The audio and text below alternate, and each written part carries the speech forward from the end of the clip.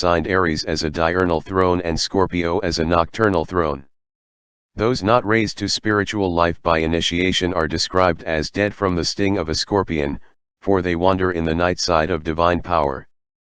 Through the mystery of the Paschal Lamb, or the attainment of the Golden Fleece, these souls are raised into the constructive day power of Mars in Aries, the symbol of the Creator. When worn over the area related to the animal passions, the pure lambskin signifies the regeneration of the procreative forces and their consecration to the service of the deity. The size of the apron, exclusive of the flap, makes it the symbol of salvation, for the mysteries declare that it must consist of 144 square inches. The apron shown above contains a wealth of symbolism: the beehive, emblematic of the Masonic lodge itself, the trowel, the mallet, and the trestle bowed, the rough and true ashlars, the pyramids and hills of Lebanon, the pillars, the temple and checkerboard floor, and the blazing star and tools of the craft. The center of the apron is occupied by the compass and square, representative of the macrocosm and the microcosm, and the alternately black and white serpent of astral light. Below is an acacia branch with 7 sprigs, signifying the life centers of the superior and the inferior man. The skull and crossbones are a continual reminder that the spiritual nature attains liberation only after the philosophical death of man's sensuous personality. P78 passwords and signs by which their respective excellence could be quickly determined. While all were classified according to their merits, some were dissatisfied, for they desired a more exalted position than they were capable of filling. At last 3 fellow craftsmen, more daring than their companions, determined to force C. Hiram to reveal to them the password of the master's degree. Knowing that C. Hiram always went into the unfinished sanctum sanctorum at high noon to pray, these ruffians, whose names were Jubala, Jubalo, and Jubalam, lay in wait for him, one at each of the main gates of the temple. C. Hiram, about to leave the temple by the south gate, was suddenly confronted by Jubala armed with a 24-inch gauge. Upon Hiram's refusal to reveal the master's word, the ruffian struck him on the throat with the rule, and the wounded master then hastened to the west gate, where Jubalo, armed with a square, awaited him and made a similar demand. Again C. Hiram was silent, and the second assassin struck him on the breast with the square. C. Hiram thereupon staggered to the east gate, only to be met there by Jubalam armed with a maul. When C. Hiram refused him the master's word, Jubalam struck the master between the eyes with the mallet and C. Hiram fell dead. The body of C. Hiram was buried by the murderers over the brow of Mount Moriah, and a sprig of acacia placed upon the grave. The murderers then sought to escape punishment for their crime by embarking for Ethiopia, but the port was closed. All 3 were finally captured, and after admitting their guilt were duly executed. Parties of 3 were then sent out by King Solomon, and one of these groups discovered the newly made grave marked by the evergreen sprig. After the entered apprentices and the fellow craftsmen had failed to resurrect their master from the dead, he was finally raised by the master mason with the strong grip of a lion's paw. To the initiated builder, the name C. Hiram Abif signifies my father, the universal spirit, 1 in essence, 3 in aspect. Thus the murdered master is a type of the cosmic martyr, the crucified spirit of good, the dying God whose mystery is celebrated throughout the world. Among the manuscripts of Dr. Sigismund Bastrom, the initiated Rosicrucian, appears the following extract from von Welling concerning the true philosophic nature of the Masonic C. Hiram. The original word, C. Hiram, is a radical word consisting of 3 consonants, i.e. cheth, resh, and mem. 1.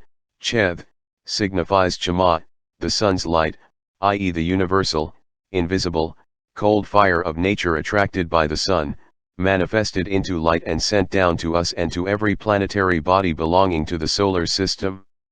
2. Resh signifies Ruach, i.e. spirit, air, wind, as being the vehicle which conveys and collects the light into numberless foci, wherein the solar rays of light are agitated by a circular motion and manifested in heat and burning fire. 3.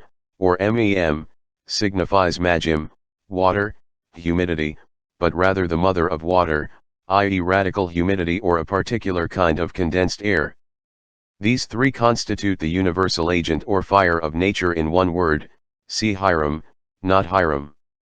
Albert Pike mentions several forms of the name see Hiram, Kerm, and Kur-om, the latter ending in the sacred Hindu monosyllable om, which may also be extracted from the names of the three murderers. Pike further relates the three rough eons to a triad of stars in the constellation of Libra and also calls attention to the fact that the Chaldean god Baal metamorphosed into a demon by the Jews appears in the name of each of the murderers, Jubala, Jubalo, and Jubalam. To interpret the Hiramic legend requires familiarity with both the Pythagorean and Kabbalistic systems of numbers and letters, and also the philosophic and astronomic cycles of the Egyptians, Chaldeans, and Brahmins. For example, consider the number 33. The first temple of Solomon stood for 33 years in its pristine splendor. At the end of that time it was pillaged by the Egyptian king Shishak, and finally, 588 BC, it was completely destroyed by Nebuchadnezzar and the people of Jerusalem were led into captivity to Babylon. See General History of Freemasonry, by Robert McCoy. Also King David ruled for 33 years in Jerusalem. The Masonic order is divided into 33 symbolic degrees, there are 33 segments in the human spinal column, and Jesus was crucified in the 33rd year of his life.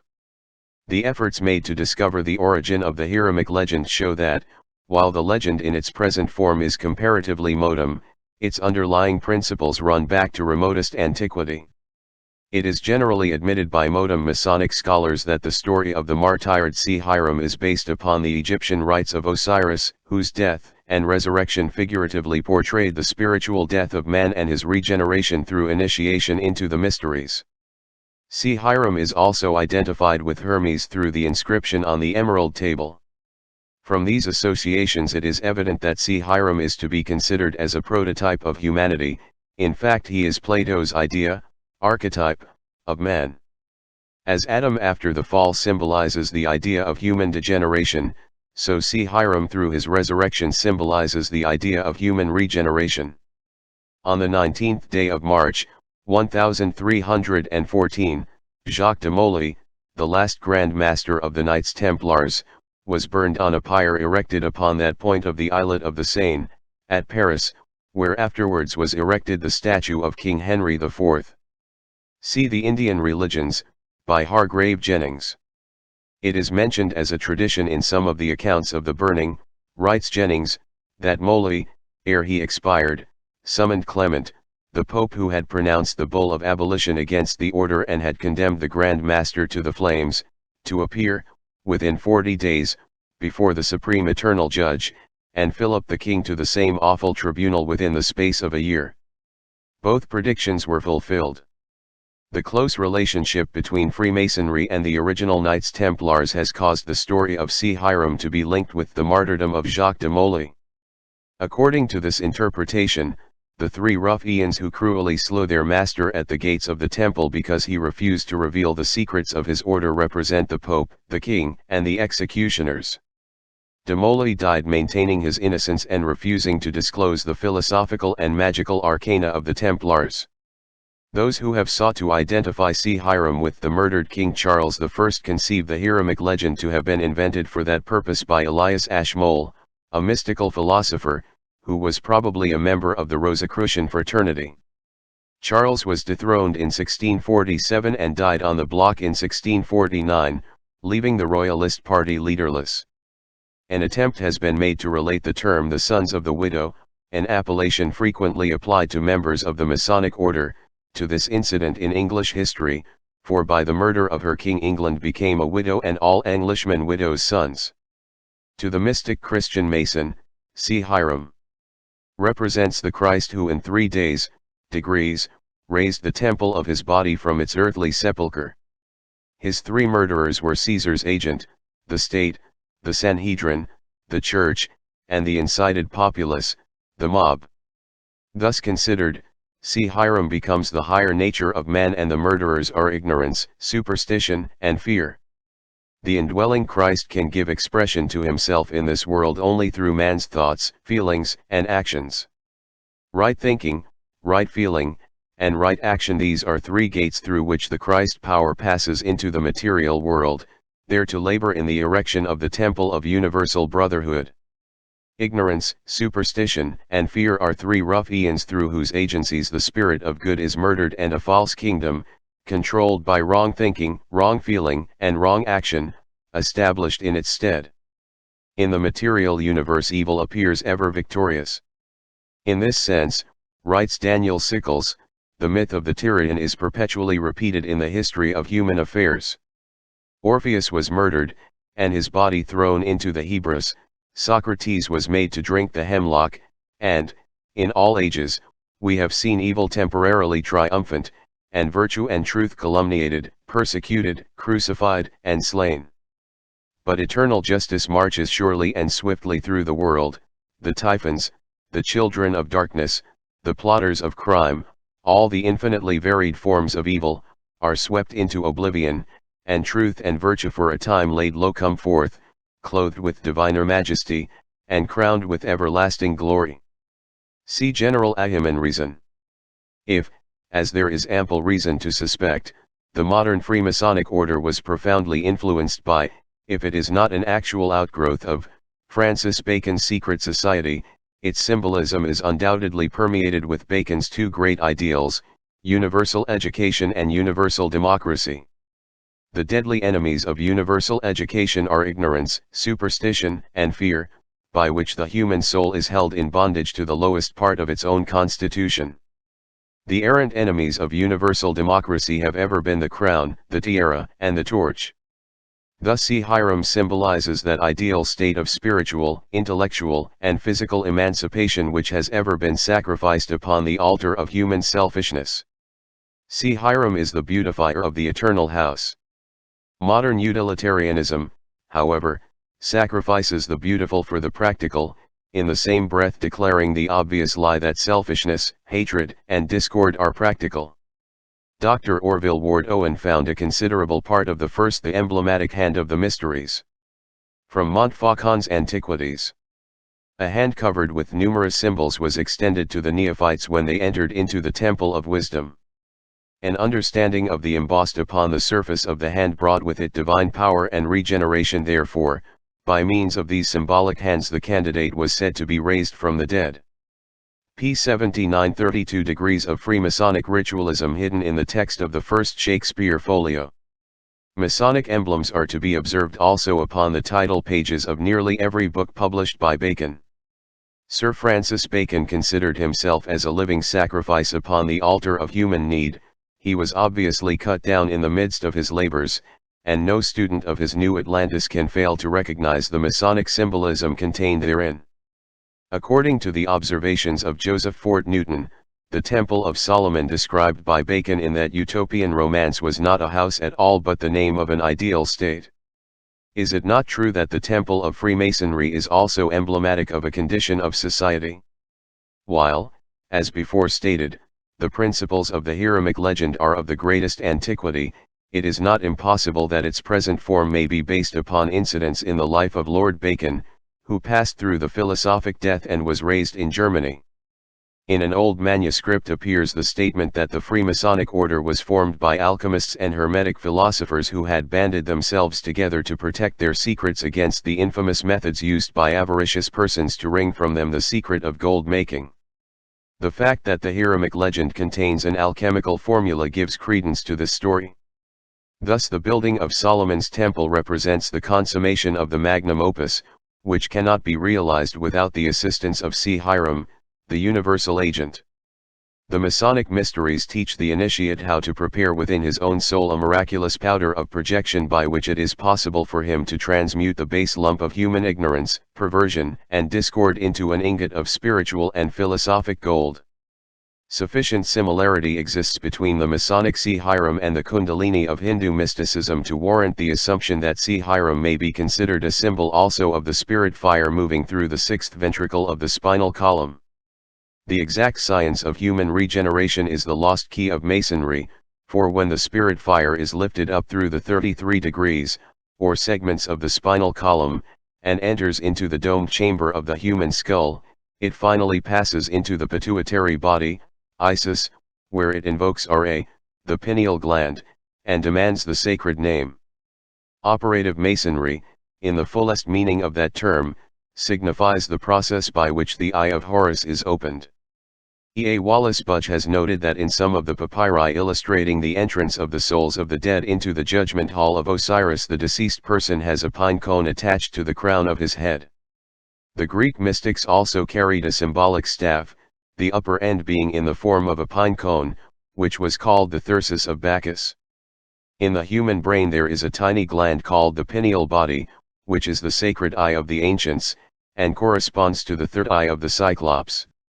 Little is known concerning the function of the pineal body, which Descartes suggested, more wisely than he knew, might be the abode of the spirit of man. As its name signifies, the pineal gland is the sacred pine cone in man, the eye single, which cannot be opened until Hiram, the spirit fire, is raised through the sacred seals which are called the seven churches in Asia. There is an oriental painting which shows 3 sunbursts. One sunburst covers the head, in the midst of which sits Brahma with 4 heads, his body a mysterious dark color. The second sunburst, which covers the heart, solar plexus, and upper abdominal region, shows Vishnu sitting in the blossom of the lotus on a couch formed of the coils of the serpent of cosmic motion, its 7-hooded head forming a canopy over the god. The third sunburst is over the generative system, in the midst of which sits Shiva, his body a grayish-white and the Ganges river flowing out of the crown of his head. This painting was the work of a Hindu mystic who spent many years subtly concealing great philosophical principles within these figures. The Christian legends could be related also to the human body by the same method as the Oriental, for the arcane meanings hidden in the teachings of both schools are identical.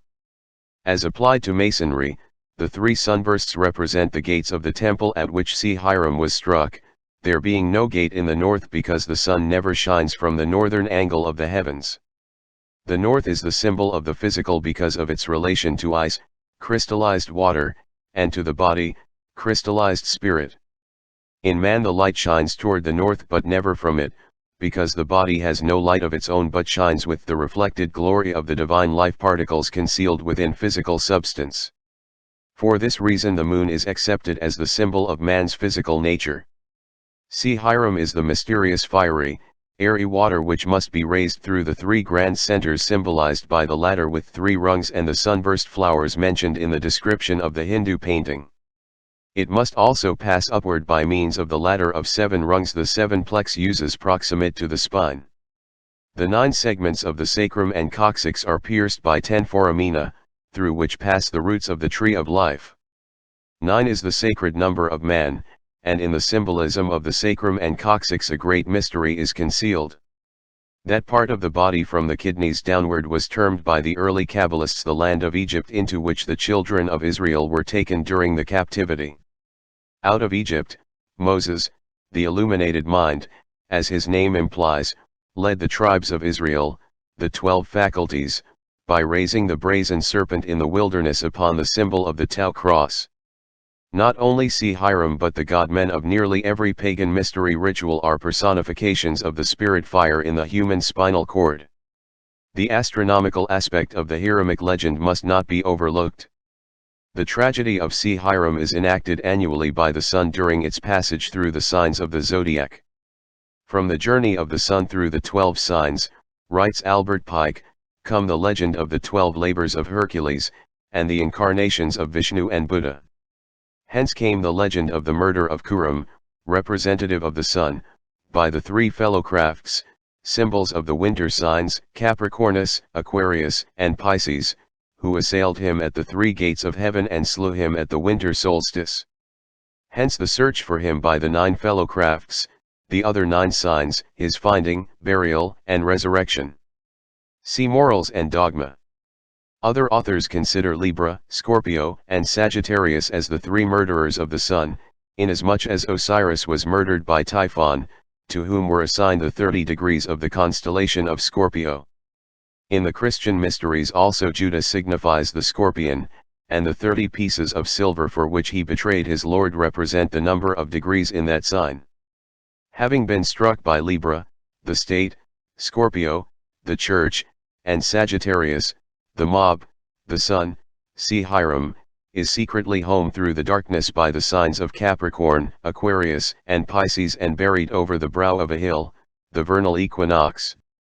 Capricorn has for its symbol an old man with a scythe in his hand. This is Father Time, a wayfarer who is symbolized in Masonry as straightening out the ringlets of a young girl's hair. If the Weeping Virgin be considered a symbol of Virgo, and Father Time with his scythe a symbol of Capricorn, then the interval of 90 degrees between these two signs will be found to correspond to that occupied by the three murderers. Esoterically, the urn containing the ashes of C. Hiram represents the human heart. Saturn, the old man who lives at the North Pole, and brings with him to the children of men a sprig of evergreen, the Christmas tree, is familiar to the little folks under the name of Santa Claus, for he brings each winter the gift of a new year. The martyred sun is discovered by Aries, a fellow craftsman, and at the vernal equinox the process of raising him begins. This is finally accomplished by the Lion of Judah, who in ancient times occupied the position of the keystone of the royal arch of heaven. The precession of the equinoxes causes various signs to play the role of the murderers of the sun during the different ages of the world, but the principle involved remains unchanged. Such is the cosmic story of C. Hiram, the universal benefactor, the fiery architect, of the divine house, who carries with him to the grave that lost word which, when spoken, raises all life to power and glory. According to Christian mysticism, when the lost word is found it is discovered in a stable, surrounded by beasts and marked by a star. After the sun leaves Leo, writes Robert Hewitt Brown, the days begin to grow unequivocally shorter as the sun declines toward the autumnal equinox, to be again slain by the 3 autumnal months, lie dead through the 3 winter ones, and be raised again by the 3 vernal ones. Each year the great tragedy is repeated, and the glorious resurrection takes place. See Stellar Theology and Masonic Astronomy. C. Hiram is termed dead because in the average individual the cosmic creative forces are limited in their manifestation to purely physical and correspondingly materialistic expression. Obsessed by his belief in the reality and permanence of physical existence, man does not correlate the material universe with the blank north wall of the temple. As the solar light symbolically is said to die as it approaches the winter solstice, so the physical world may be termed Diana of Ephesus. From Montfaucon's Antiquities. Crowned with a triple tower-like tiara and her form adorned with symbolic creatures representative of her spiritual powers, Diana stood for the source of that imperishable doctrine which, flowing from the bosom of the great Multimammia, is the spiritual food of those aspiring men and women who have consecrated their lives to the contemplation of reality. As the physical body of man receives its nutriment from the great Earth Mother, so the spiritual nature of man is fed from the never-failing fountains of truth pouring outward from the invisible worlds. P80 The winter solstice of the spirit. Reaching the winter solstice, the sun apparently stands still for 3 days and then, rolling away the stone of winter, begins its triumphal march north towards the summer solstice. The condition of ignorance may be likened to the winter solstice of philosophy, spiritual understanding to the summer solstice. From this point of view, initiation into the mysteries becomes the vernal equinox of the spirit, at which time the C. Hiram in man crosses from the realm of mortality into that of eternal life. The autumnal equinox is analogous to the mythological fall of man, at which time the human spirit descended into the realms of Hades by being immersed in the illusion of terrestrial existence. In an essay on the beautiful, Plotinus describes the refining effect of beauty upon the unfolding consciousness of man. Commissioned to decorate the everlasting house, C. Hiram Abiff is the embodiment of the beautifying principle. Beauty is essential to the natural unfoldment of the human soul. The mysteries held that man, in part at least, was the product of his environment.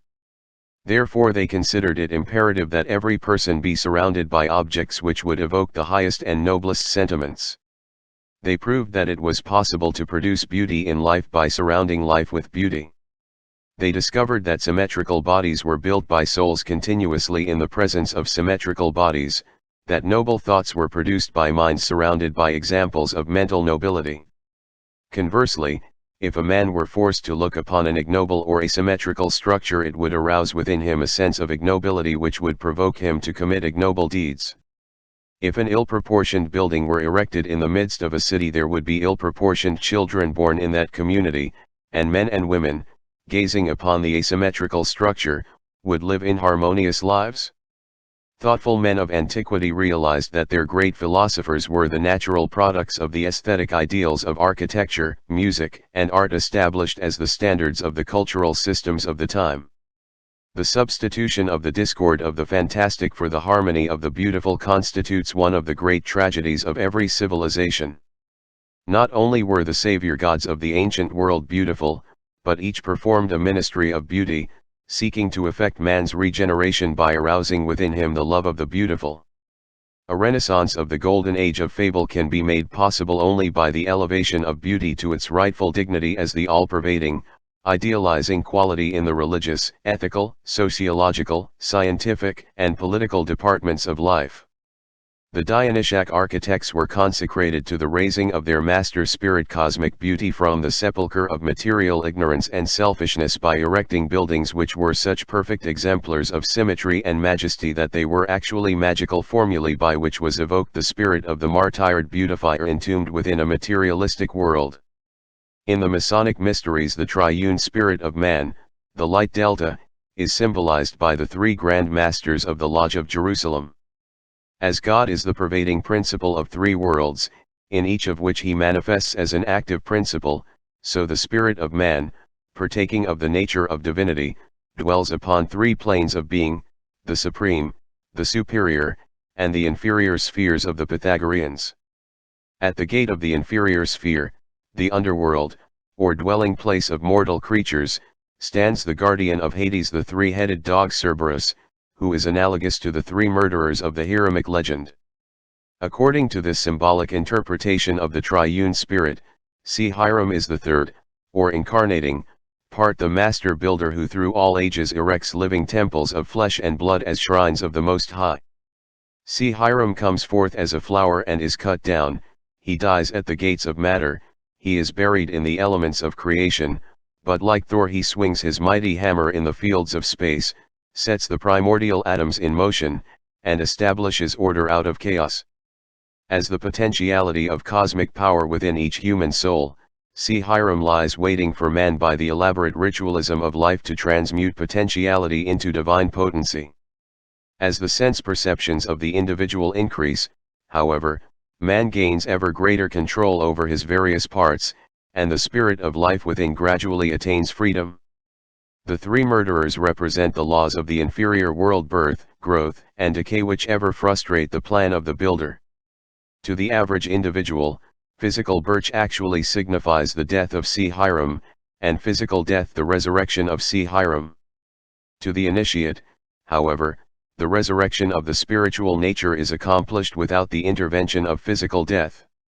The curious symbols found in the base of Cleopatra's Needle, now standing in Central Park, New York, were interpreted as being of first Masonic significance by S. A. Zola, 33 degrees past Grand Master of the Grand Lodge of Egypt.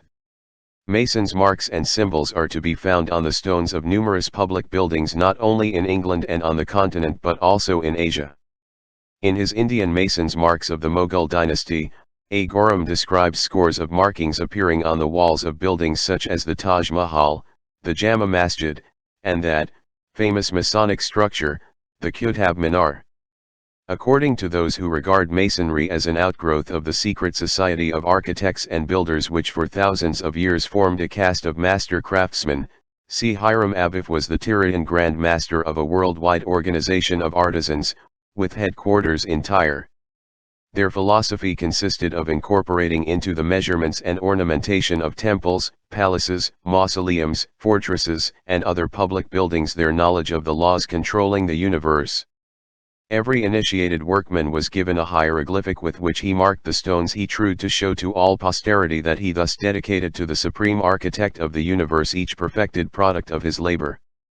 Concerning Mason's marks, Robert Freak Gould writes, "It is very remarkable that these marks are to be found in all countries, in the chambers of the Great Pyramid at Giza, on the underground walls of Jerusalem, in Herculaneum and Pompeii, on Roman walls and Grecian temples, in Hindustan, Mexico, Peru, Asia Minor, as well as on the great ruins of England, France, Germany, Scotland, Italy, Portugal, and Spain. See a concise history of Freemasonry. From this viewpoint, the story of C. Hiram may well represent the incorporation of the divine secrets of architecture into the actual parts and dimensions of earthly buildings. The 3 degrees of the craft bury the Grand Master, the great arcanum, in the actual structure they erect, after first having killed him with the builder's tools, by reducing the dimensionless spirit of cosmic beauty to the limitations of concrete form. These abstract ideals of architecture can be resurrected, however, by the master mason who, by meditating upon the structure, releases therefrom the divine principles of architectonic philosophy incorporated or buried within it. Thus the physical building is actually the tomb or embodiment of the creative ideal of which its material dimensions are but the shadow. Moreover, the Hiramic legend may be considered to embody the vicissitudes of philosophy itself. As institutions for the dissemination of ethical culture, the pagan mysteries were the architects of civilization. Their power and dignity were personified in C. Hiram Abiff the master builder, but they eventually fell a victim to the onslaughts of that recurrent trio of state, church, and mob. They were desecrated by the state, jealous of their wealth and power, by the early church, fearful of their wisdom, and by the rabble or soldiery incited by both state and church. As C. Hiram, when raised from his grave, whispers the master mason's word which was lost through his untimely death, so according to the tenets of philosophy the re-establishment or resurrection of the ancient mysteries will result in the rediscovery of that secret teaching without which civilization must continue in a state of spiritual confusion and uncertainty. When the mob governs, man is ruled by ignorance; when the church governs, he is ruled by superstition; and when the state governs, he is ruled by fear. Before men can live together in harmony and understanding, ignorance must be transmuted into wisdom, superstition into an illumined faith, and fear into love. Despite statements to the contrary, Masonry is a religion seeking to unite God and man by elevating its initiates to that level of consciousness whereon they can behold with clarified vision the workings of the great architect of the universe. From age to age the vision of a perfect civilization is preserved as the ideal for mankind. In the midst of that civilization shall stand a mighty university wherein both the sacred and secular sciences concerning the mysteries of life will be freely taught to all who will assume the philosophic life. Here creed and dogma will have no place, the superficial will be removed and only the essential be preserved. The world will be ruled by its most illumined minds, and each will occupy the position for which he is most admirably fitted. The great university will be divided into grades, admission to which will be through preliminary tests or initiations.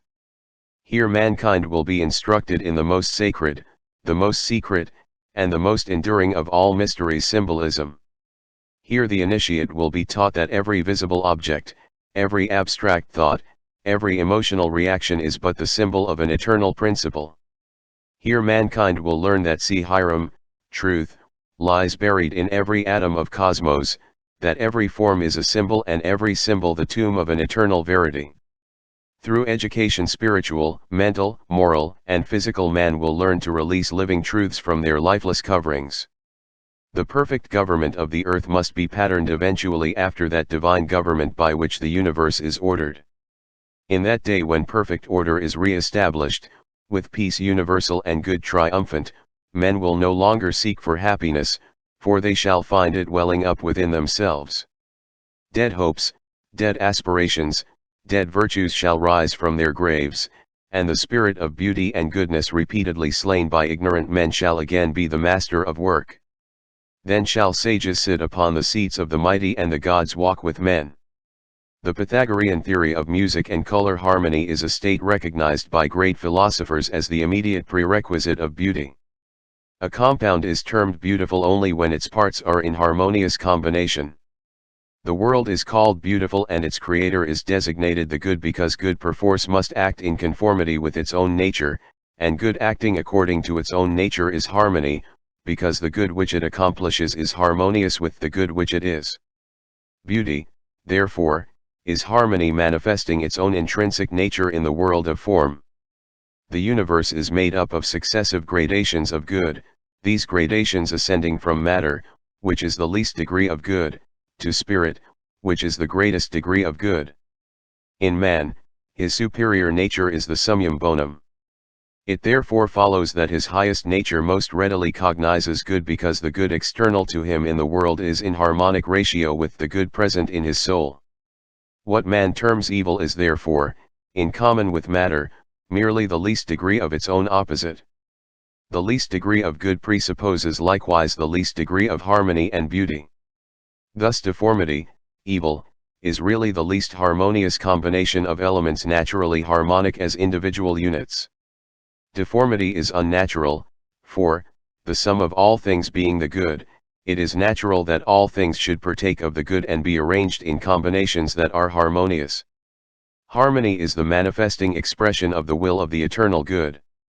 The philosophy of music. It is highly probable that the Greek initiates gained their knowledge of the philosophic and therapeutic aspects of music from the Egyptians, who, in turn, considered Hermes the founder of the art.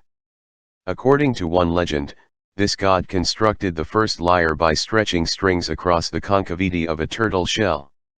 Both Isis and Osiris were patrons of music and poetry. Plato, in describing the antiquity of these arts among the Egyptians, declared that songs and poetry had existed in Egypt for at least 10,000 years, and that these were of such an exalted and inspiring nature that only gods or godlike men could have composed them. In the mysteries, the lyre was regarded as the secret symbol of the human constitution, the body of the instrument representing the physical form, the strings the nerves, and the musician the spirit. Playing upon the nerves, the spirit thus created the harmonies of normal functioning, which, however, became discords if the nature of man were defiled. While the early Chinese, Hindus, Persians, Egyptians, Israelites, and Greeks employed both vocal and instrumental music in their religious ceremonials, also to complement their poetry and drama, it remained for Pythagoras to raise the art to its true dignity by demonstrating its mathematical foundation. Although it is said that he himself was not a musician, Pythagoras is now generally credited with the discovery of the diatonic scale. Having first learned the divine theory of music from the priests of the various mysteries into which he had been accepted, Pythagoras pondered for several years upon the laws governing consonance and dissonance. How he actually solved the problem is unknown, but the following explanation has been invented. One day, while meditating upon the problem of harmony, Pythagoras chanced to pass a brazier's shop where workmen were pounding out a piece of metal upon an anvil. By noting the variances in pitch between the sounds made by large hammers and those made by smaller implements, and carefully estimating the harmonies and discords resulting from combinations of these sounds, he gained his first clue to the musical intervals of the diatonic scale. He entered the shop, and after carefully examining the tools and making mental note of their weights, returned to his own house and constructed an arm of wood so that it extended out from the wall of his room. At regular intervals along this arm he attached 4 cords, all of like composition, size, and weight. To the first of these he attached a 12-pound weight, to the second a 9-pound weight, to the third an 8-pound weight, and to the fourth a 6-pound weight. These different weights corresponded to the sizes of the brazier's hammers. Pythagoras thereupon discovered that the first and fourth strings when sounded together produced the harmonic interval of the octave, for doubling the weight had the same effect as having the string. The tension of the first string being twice that of the fourth string, their ratio was said to be 2:1, or duple. By similar experimentation he ascertained that the first and third string produced the harmony of the diapent, or the interval of the fifth. The tension of the first string being half again as much as that of the third string, their ratio was said to be 3:2, or sesquialter. Likewise the second and fourth strings, having the same ratio as the first and third strings, yielded a diapent harmony. Continuing his investigation, Pythagoras discovered that the first and second strings produced the harmony of the diatsaron, or the interval of the third, and the tension of the first string being a third greater than that of the second string, their ratio was said to be 4:3, or sesquitertian. The third and fourth strings, having the same ratio as the first and second strings, produced another harmony of the diatsaron. According to Iamblichus, the second and third strings had the ratio of 8:9, or epigdoen. The key to harmonic ratios is hidden in the famous Pythagorean tetractys, or pyramid of dots. The tetractys is made up of the first four numbers 1, 2, 3, and 4, which in their proportions reveal the intervals of the octave, the diapent, and the diatsaron. While the law of harmonic intervals as set forth above is true, it has been subsequently proved that hammers striking metal in the manner the intervals and harmonies of the spheres from Stanley's The History of Philosophy. In the Pythagorean concept of the music of the spheres, the interval between the earth and the sphere of the fixed stars was considered to be a diapason, the most perfect harmonic interval.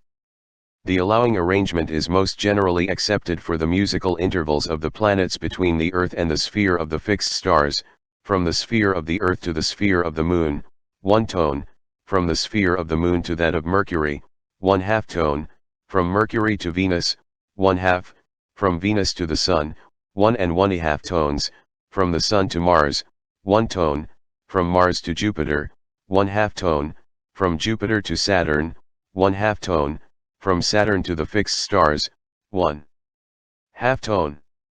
The sum of these intervals equals the 6 whole tones of the octave. The consonances of the mundane monochord. From Flood's De Musica Mundana. This diagrammatic sector represents the major gradations of energy and substance between elemental earth and absolute unconditioned force. Beginning with the superior, the 15 graduated spheres descend in the following order: limitless and eternal life, the superior, the middle, and the inferior empyrean, the 7 planets, and the 4 elements. Energy is symbolized by Flood as a pyramid with its base upon the concave surface of the superior empyrean, and substance as another pyramid with its base upon the convex surface of the sphere, not planet, of Earth. These pyramids demonstrate the relative proportions of energy and substance entering into the composition of the 15 planes of being. It will be noted that the ascending pyramid of substance touches but does not pierce the 15th sphere, that of limitless and eternal life. Likewise, the descending pyramid of energy touches but does not pierce the first sphere, the grossest condition of substance. The plane of the Sun is denominated the sphere of equality, for here neither energy nor substance predominate. The mundane monochord consists of a hypothetical string stretched from the base of the pyramid of energy to the base of the pyramid of substance. P82 described will not produce the various tones ascribed to them. In all probability, therefore, Pythagoras actually worked out his theory of harmony from the monochord, a contrivance consisting of a single string stretched between 2 pegs and supplied with movable frets. To Pythagoras, music was one of the dependencies of the divine science of mathematics, and its harmonies were inflexibly controlled by mathematical proportions. The Pythagoreans averred that mathematics demonstrated the exact method by which the good established and maintained its universe. Number therefore preceded harmony, since it was the immutable law that governs all harmonic proportions. After discovering these harmonic ratios, Pythagoras gradually initiated his disciples into this, the supreme arcanum of his mysteries. He divided the multitudinous parts of creation into a vast number of planes or spheres, to each of which he assigned a tone, a harmonic interval, a number, a name, a color, and a form. He then proceeded to prove the accuracy of his deductions by demonstrating them upon the different planes of intelligence and substance, ranging from the most abstract logical premise to the most concrete geometrical solid. From the common agreement of these diversified methods of proof he established the indisputable existence of certain natural laws. Having once established music as an exact science, Pythagoras applied his newly found law of harmonic intervals to all the phenomena of nature, even going so far as to demonstrate the harmonic relationship of the planets, constellations, and elements to each other. A notable example of modern corroboration of ancient philosophical reaching is that of the progression of the elements according to harmonic ratios. While making a list of the elements in the ascending order of their atomic weights, John A. Newlands discovered at every 8th element a distinct repetition of properties. This discovery is known as the law of octaves in modern chemistry. Since they held that harmony must be determined not by the sense perceptions but by reason and mathematics, the Pythagoreans called themselves canonics, as distinguished from musicians of the harmonic school, who asserted taste and instinct to be the true normative principles of harmony.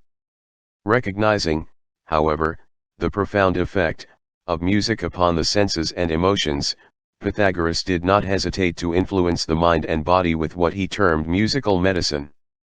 Pythagoras evinced such a marked preference for stringed instruments that he even went so far as to warn his disciples against allowing their ears to be defiled by the sounds of flutes or cymbals. He further declared that the soul could be purified from its irrational influences by solemn songs sung to the accompaniment of the lyre.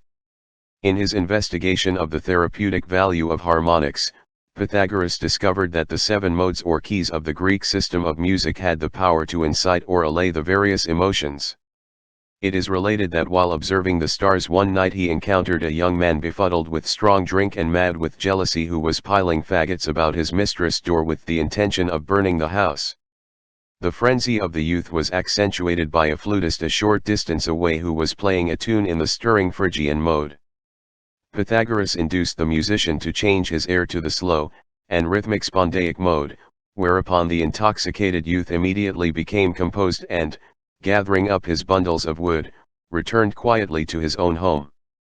There is also an account of how Empedocles, a disciple of Pythagoras, by quickly changing the mode of a musical composition he was playing, saved the life of his host, Anchitus, when the latter was threatened with death by the sword of one whose father he had condemned to public execution.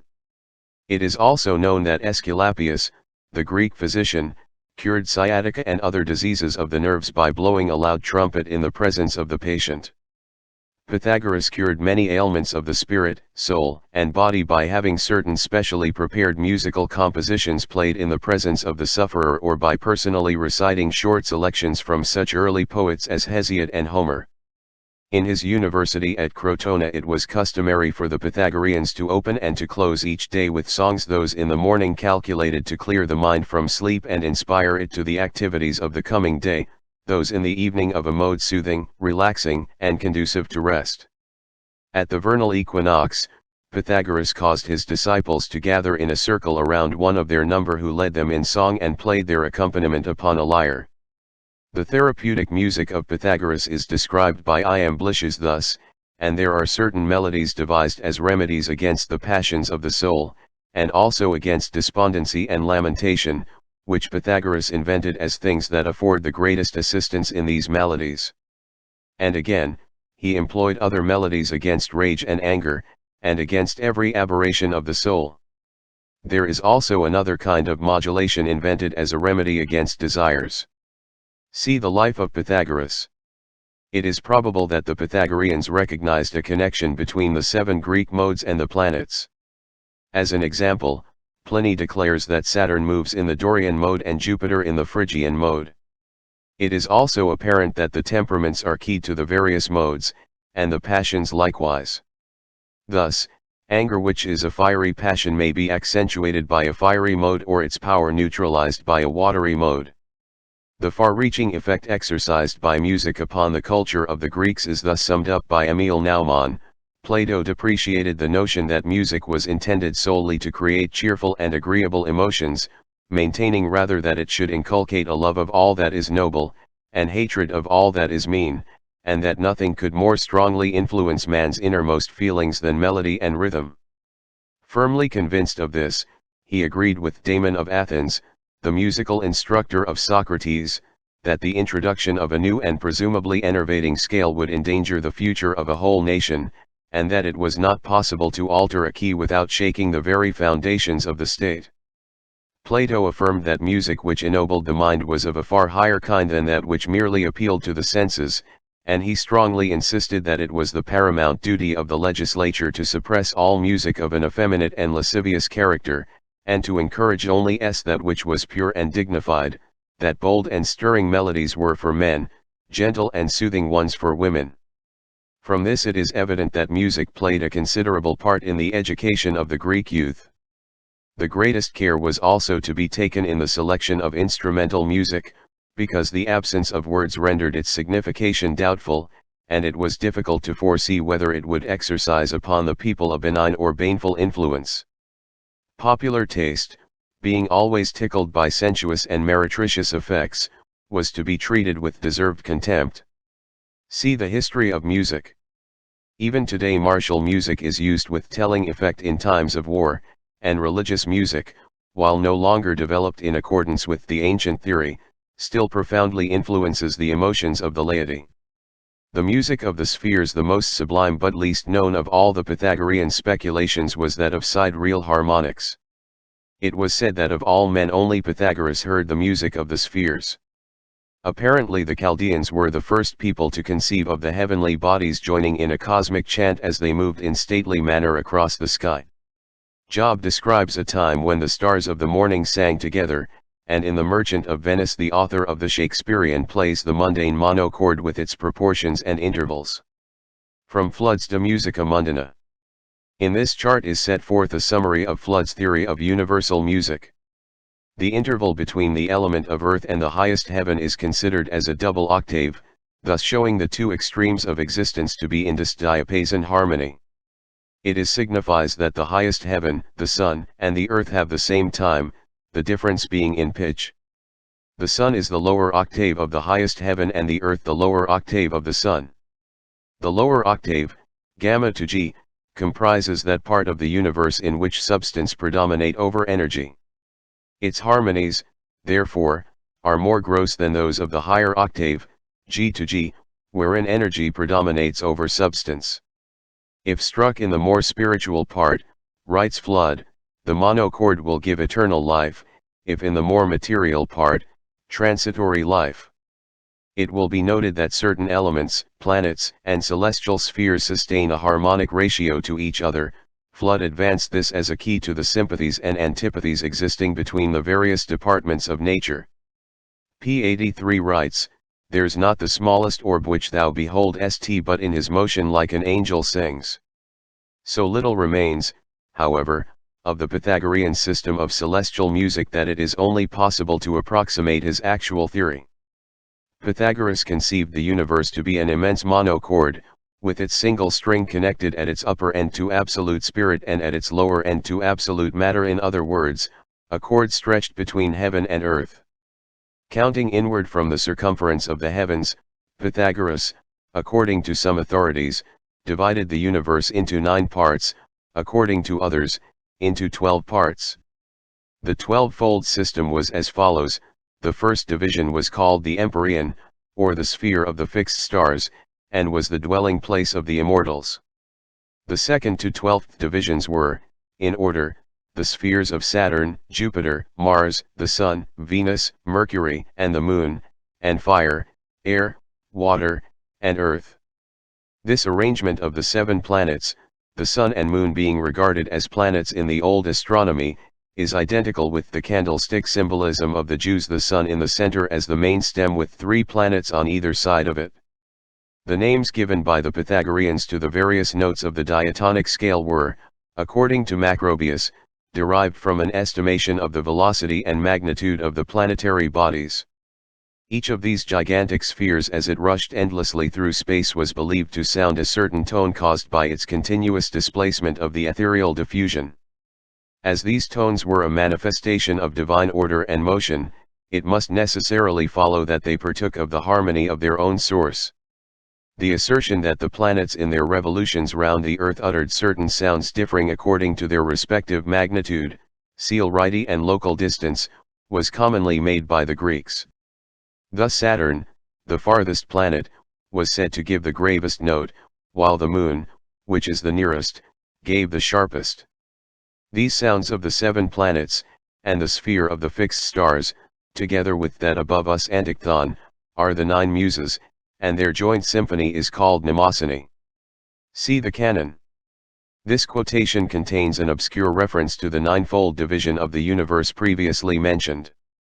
The Greek initiates also recognized a fundamental relationship between the individual heavens or spheres of the 7 planets, and the 7 sacred vowels.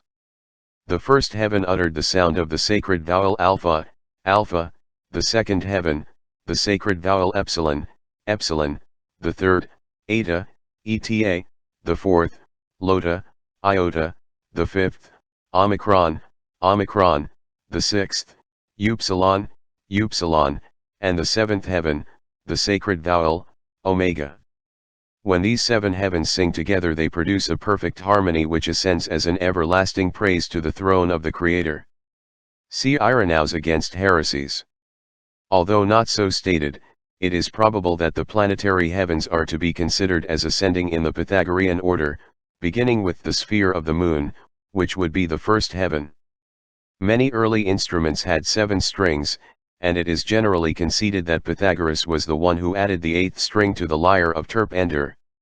The 7 strings were always related both to their correspondences in the human body and to the planets.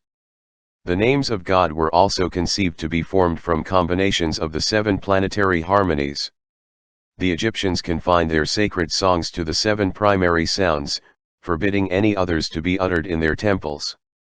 One of their hymns contained the following invocation: the 7 sounding tones praise thee, the great God, the ceaseless working Father of the whole universe.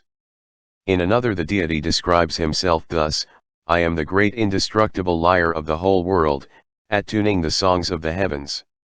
See Naumann's History of Music. The Pythagoreans believed that everything which existed had a voice and that all creatures were eternally singing the praise of the Creator. Man fails to hear these divine melodies because his soul is enmeshed in the illusion of material existence. When he liberates himself from the bondage of the lower world with its sense limitations, the music of the spheres will again be audible as it was in the Golden Age. Harmony recognizes harmony, and when the human soul regains its true estate it will not only hear the celestial choir but also join with it in an everlasting anthem of praise to that eternal good controlling the infinite number of parts and conditions of being. The Greek mysteries included in their doctrines a magnificent concept of the relationship existing between music and form. The elements of architecture, for example, were considered as comparable to musical modes and notes, or as having a musical counterpart. Consequently, when a building was erected in which a number of these elements were combined, the structure was then likened to a musical chord, which was harmonic only when it fully satisfied the mathematical requirements of harmonic intervals. The realization of this analogy between sound and form led Goethe to declare that architecture is crystallized music. In constructing their temples of initiation, the early priests frequently demonstrated their superior knowledge of the principles underlying the phenomena known as vibration. A considerable part of the mystery rituals consisted of invocations and intonements, for which purpose special sound chambers were constructed. A word whispered in one of these apartments was so intensified that the reverberations made the entire building sway and be filled with a deafening roar. The very wood and stone used in the erection of these sacred buildings eventually became so thoroughly permeated with the sound vibrations of the religious ceremonies that when struck they would reproduce the same tones, thus repeatedly impressed into their substances by the rituals. Every element in nature has its individual keynote. If these elements are combined in a composite structure, the result is a chord that, if sounded, will disintegrate the compound into its integral parts. Likewise, each individual has a keynote that, if sounded, will destroy him. The allegory of the walls of Jericho falling when the trumpets of Israel were sounded is undoubtedly intended to set forth the arcane significance of individual keynote or vibration. The philosophy of color light, writes Edwin D. Babbitt, reveals the glories of the external world and yet is the most glorious of them all. It gives beauty, reveals beauty, and is itself most beautiful. It is the analyzer, the truth teller and the exposer of shams, for it shows things as they are. Its infinite streams measure off the universe and flow into our telescopes from stars which are quintillions of miles distant. On the other hand, it descends to objects inconceivably small, and reveals through the microscope objects 50 millions of times less than can be seen by the naked eye. Like all other fine forces, its movement is wonderfully soft, yet penetrating and powerful.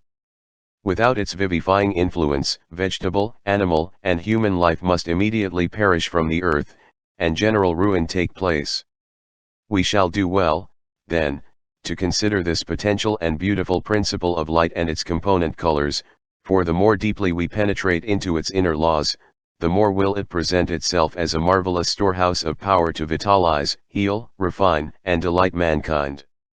See the principles of light and color. Since light is the basic physical manifestation of life, bathing all creation in its radiance, it is highly important to realize, in part at least, the subtle nature of this divine substance. That which is called light is actually a rate of vibration causing certain reactions upon the optic nerve. Few realize how they are walled in by the limitations. The theory of elemental music. From floods to musica mundana. In this diagram two interpenetrating pyramids are again employed, one of which represents fire and the other earth. It is demonstrated according to the law of elemental harmony that fire does not enter into the composition of earth nor earth into the composition of fire. The figures on the chart disclose the harmonic relationships existing between the four primary elements according to both Flood and the Pythagoreans. Earth consists of 4 parts of its own nature, water of 3 parts of earth and 1 part of fire. The sphere of equality is a hypothetical point where there is an equilibrium of 2 parts of earth and 2 parts of fire. Air is composed of 3 parts of fire and 1 part of earth, fire, of 4 parts of its own nature. Thus earth and water bear to each other the ratio of 4:3, or the diatessaron harmony, and water and the sphere of equality the ratio of 3:2, or the diapent harmony. Fire and air also bear to each other the ratio of 4:3, or the diatessaron harmony, and air and the sphere of equality the ratio of 3:2, or the diapent harmony. As the sum of a diatessaron and a diapent equals a diapason, or octave, it is evident that both the sphere of fire and the sphere of earth are in diapason harmony with the sphere of equality, and also that fire and earth are in this diapason harmony with each other. P84 of the sense perceptions. Not only is there a great deal more to light than anyone has ever seen, but there are also unknown forms of light which no optical equipment will ever register. There are unnumbered colors which cannot be seen, as well as sounds which cannot be heard, odors which cannot be smelled, flavors which cannot be tasted, and substances which cannot be felt. Man is thus surrounded by a supersensible universe of which he knows nothing because the centers of sense perception within himself have not been developed sufficiently to respond to the subtler rates of vibration of which that universe is composed. Among both civilized and savage peoples, color has been accepted as a natural language in which to couch their religious and philosophical doctrines.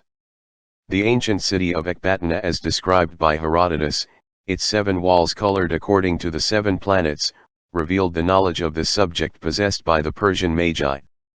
The famous zikkurat or astronomical tower of the god Nebo at Borsippa ascended in 7 great steps or stages, each step being painted in the key color of one of the planetary bodies. See Lenormand's Chaldean magic. It is thus evident that the Babylonians were familiar with the concept of the spectrum in its relation to the 7 creative gods or powers. In India, one of the Mughal emperors caused a fountain to be made with 7 levels. The water pouring down the sides through specially arranged channels changed color as it descended, passing sequentially through all shades of the spectrum.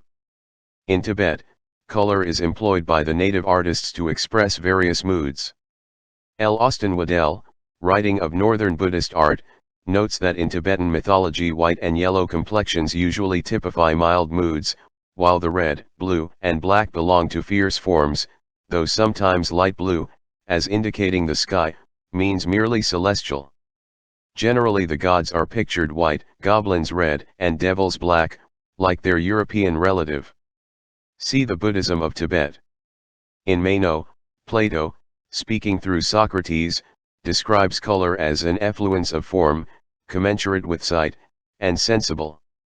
In Theaetetus he discourses more at length on the subject thus: let us carry out the principle which has just been affirmed, that nothing is self-existent, and then we shall see that every color, white, black, and every other color, arises out of the eye meeting the appropriate motion, and that what we term the substance of each color is neither the active nor the passive element, but something which passes between them, and is peculiar to each percipient. Are you certain that the several colors appear to every animal, say a dog, as they appear to you? In the Pythagorean tetractys the supreme symbol of universal forces and processes are set forth the theories of the Greeks concerning color and music. The first 3 dots represent the threefold white light, which is the Godhead containing potentially all sound and color. The remaining 7 dots are the colors of the spectrum and the notes of the musical scale. The colors and tones are the active creative powers which, emanating from the first cause, establish the universe. The 7 are divided into 2 groups, one containing 3 powers and the other for a relationship also shown in the tetractys. The higher group, that of 3, becomes the spiritual nature of the created universe, the lower group, that of 4, manifests as the irrational sphere, or inferior world. In the mysteries the 7 loci, or creative lords, are shown as streams of force issuing from the mouth of the Eternal One. This signifies the spectrum being extracted from the white light of the Supreme Deity. The 7 creators, or fabricators, of the inferior spheres were called by the Jews the Elohim.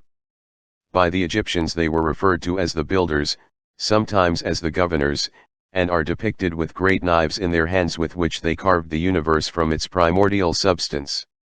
Worship of the planets is based upon their acceptation as the cosmic embodiments of the 7 creative attributes of God.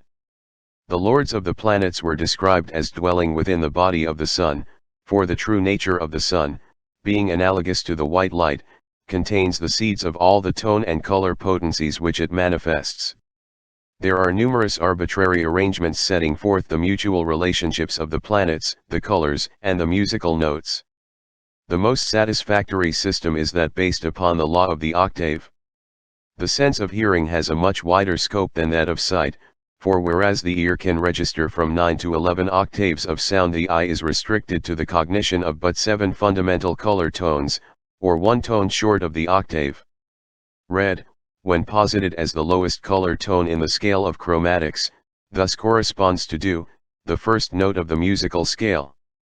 Continuing the analogy, orange corresponds to re, yellow to mi, green to fa, blue to sol, indigo to la, and violet to si, ti.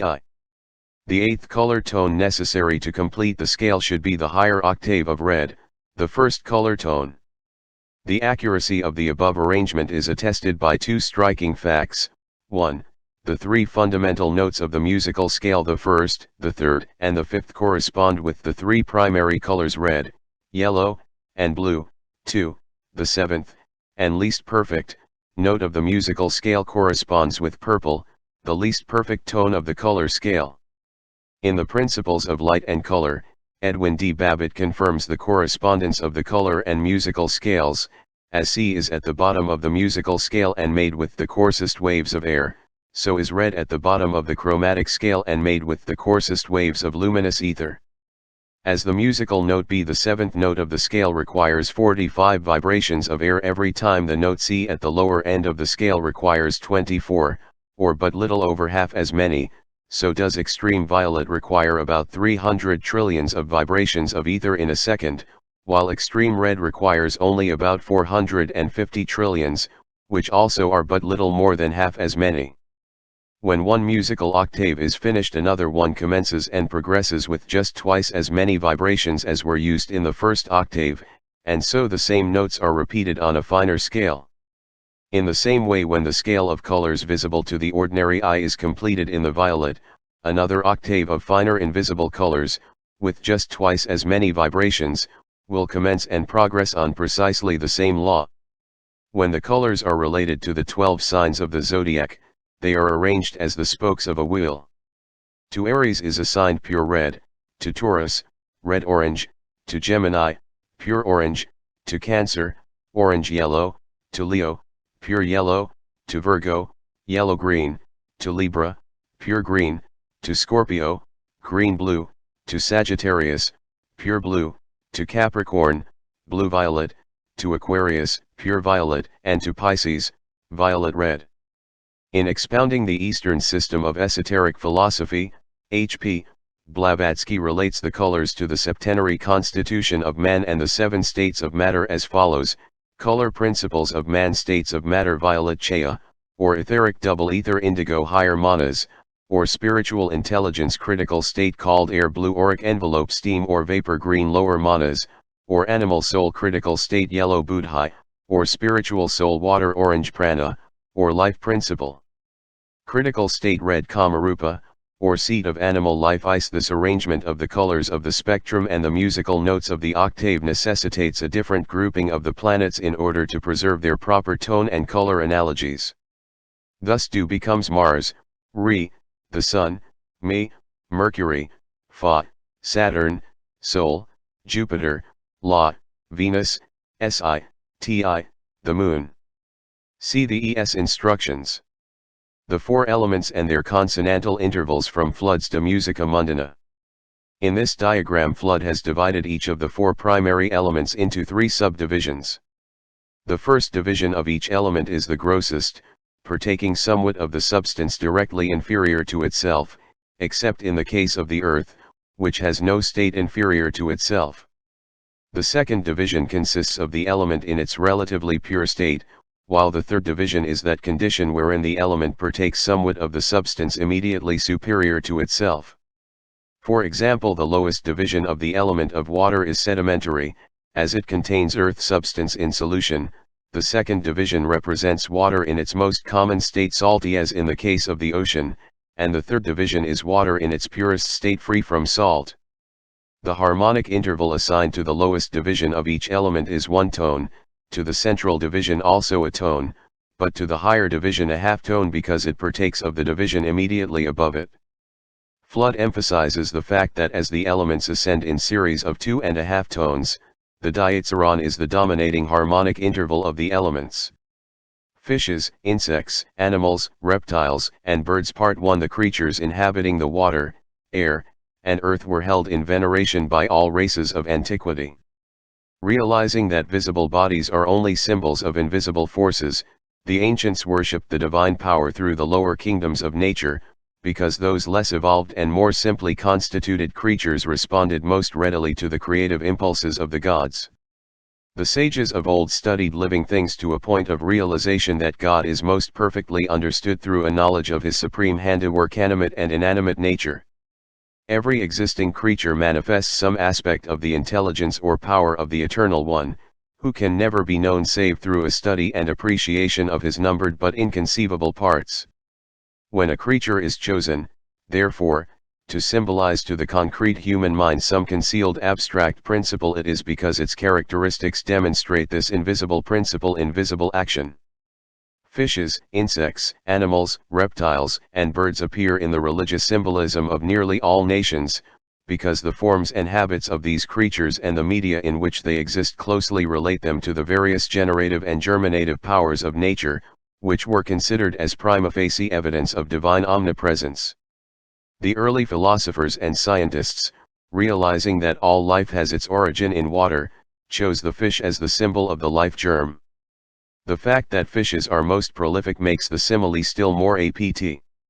While the early priests may not have possessed the instruments necessary to analyze the spermatozoon, they concluded by deduction that it resembled a fish. Fishes were sacred to the Greeks and Romans, being connected with the worship of Aphrodite, Venus.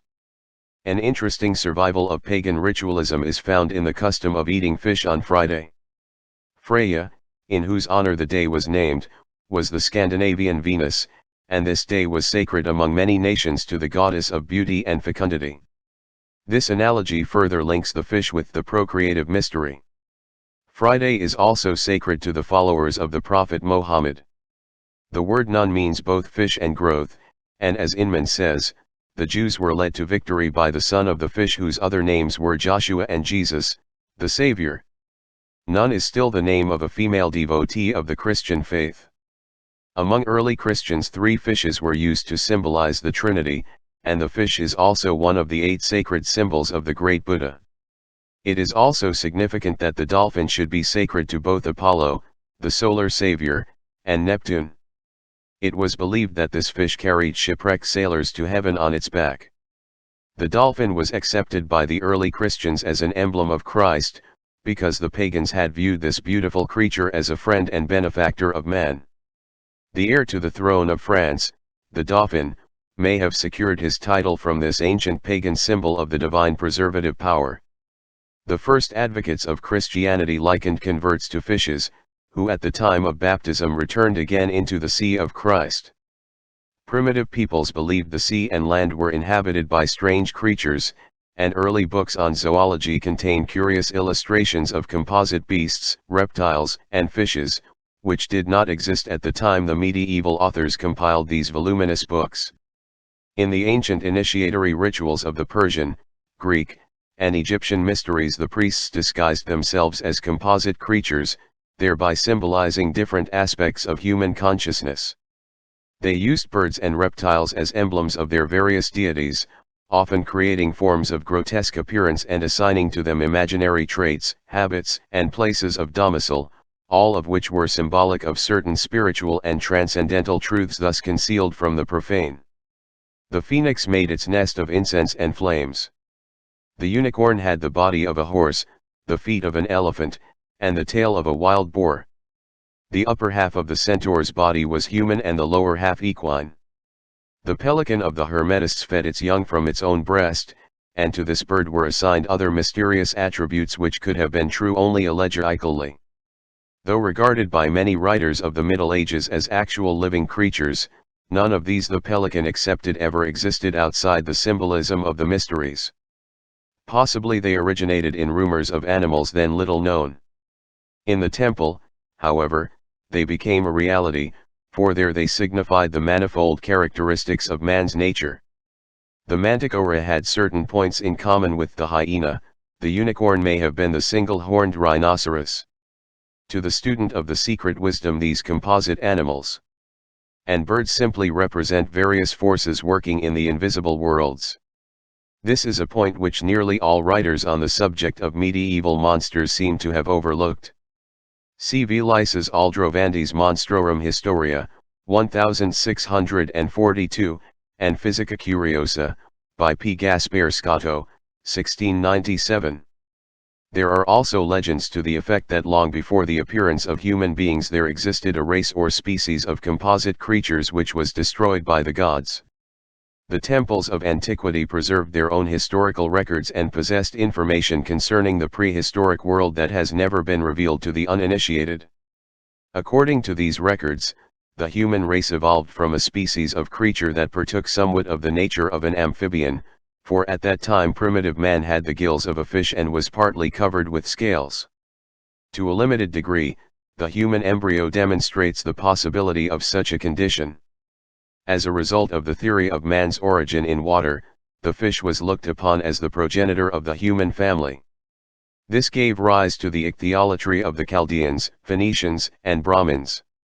The American Indians believe that the waters of lakes, rivers, and oceans are inhabited by a mysterious people, the Water Indians.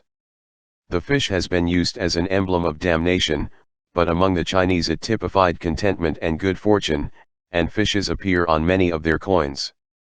When Typhon, or Set, the Egyptian evil genius, had divided the body of the god Osiris into 14 parts, he cast one part into the river Nile, where, according to Plutarch, it was devoured by 3 fishes, the Lepidotus, probably the Lepidosiren, the Phagrus, and the Oxyrantius, a form of pike. For this reason the Egyptians would not eat the flesh of these fishes, believing that to do so would be to devour the body of their god. When used as a symbol of evil, the fish represented the earth, man's lower nature, and the tomb, the sepulchre of the mysteries.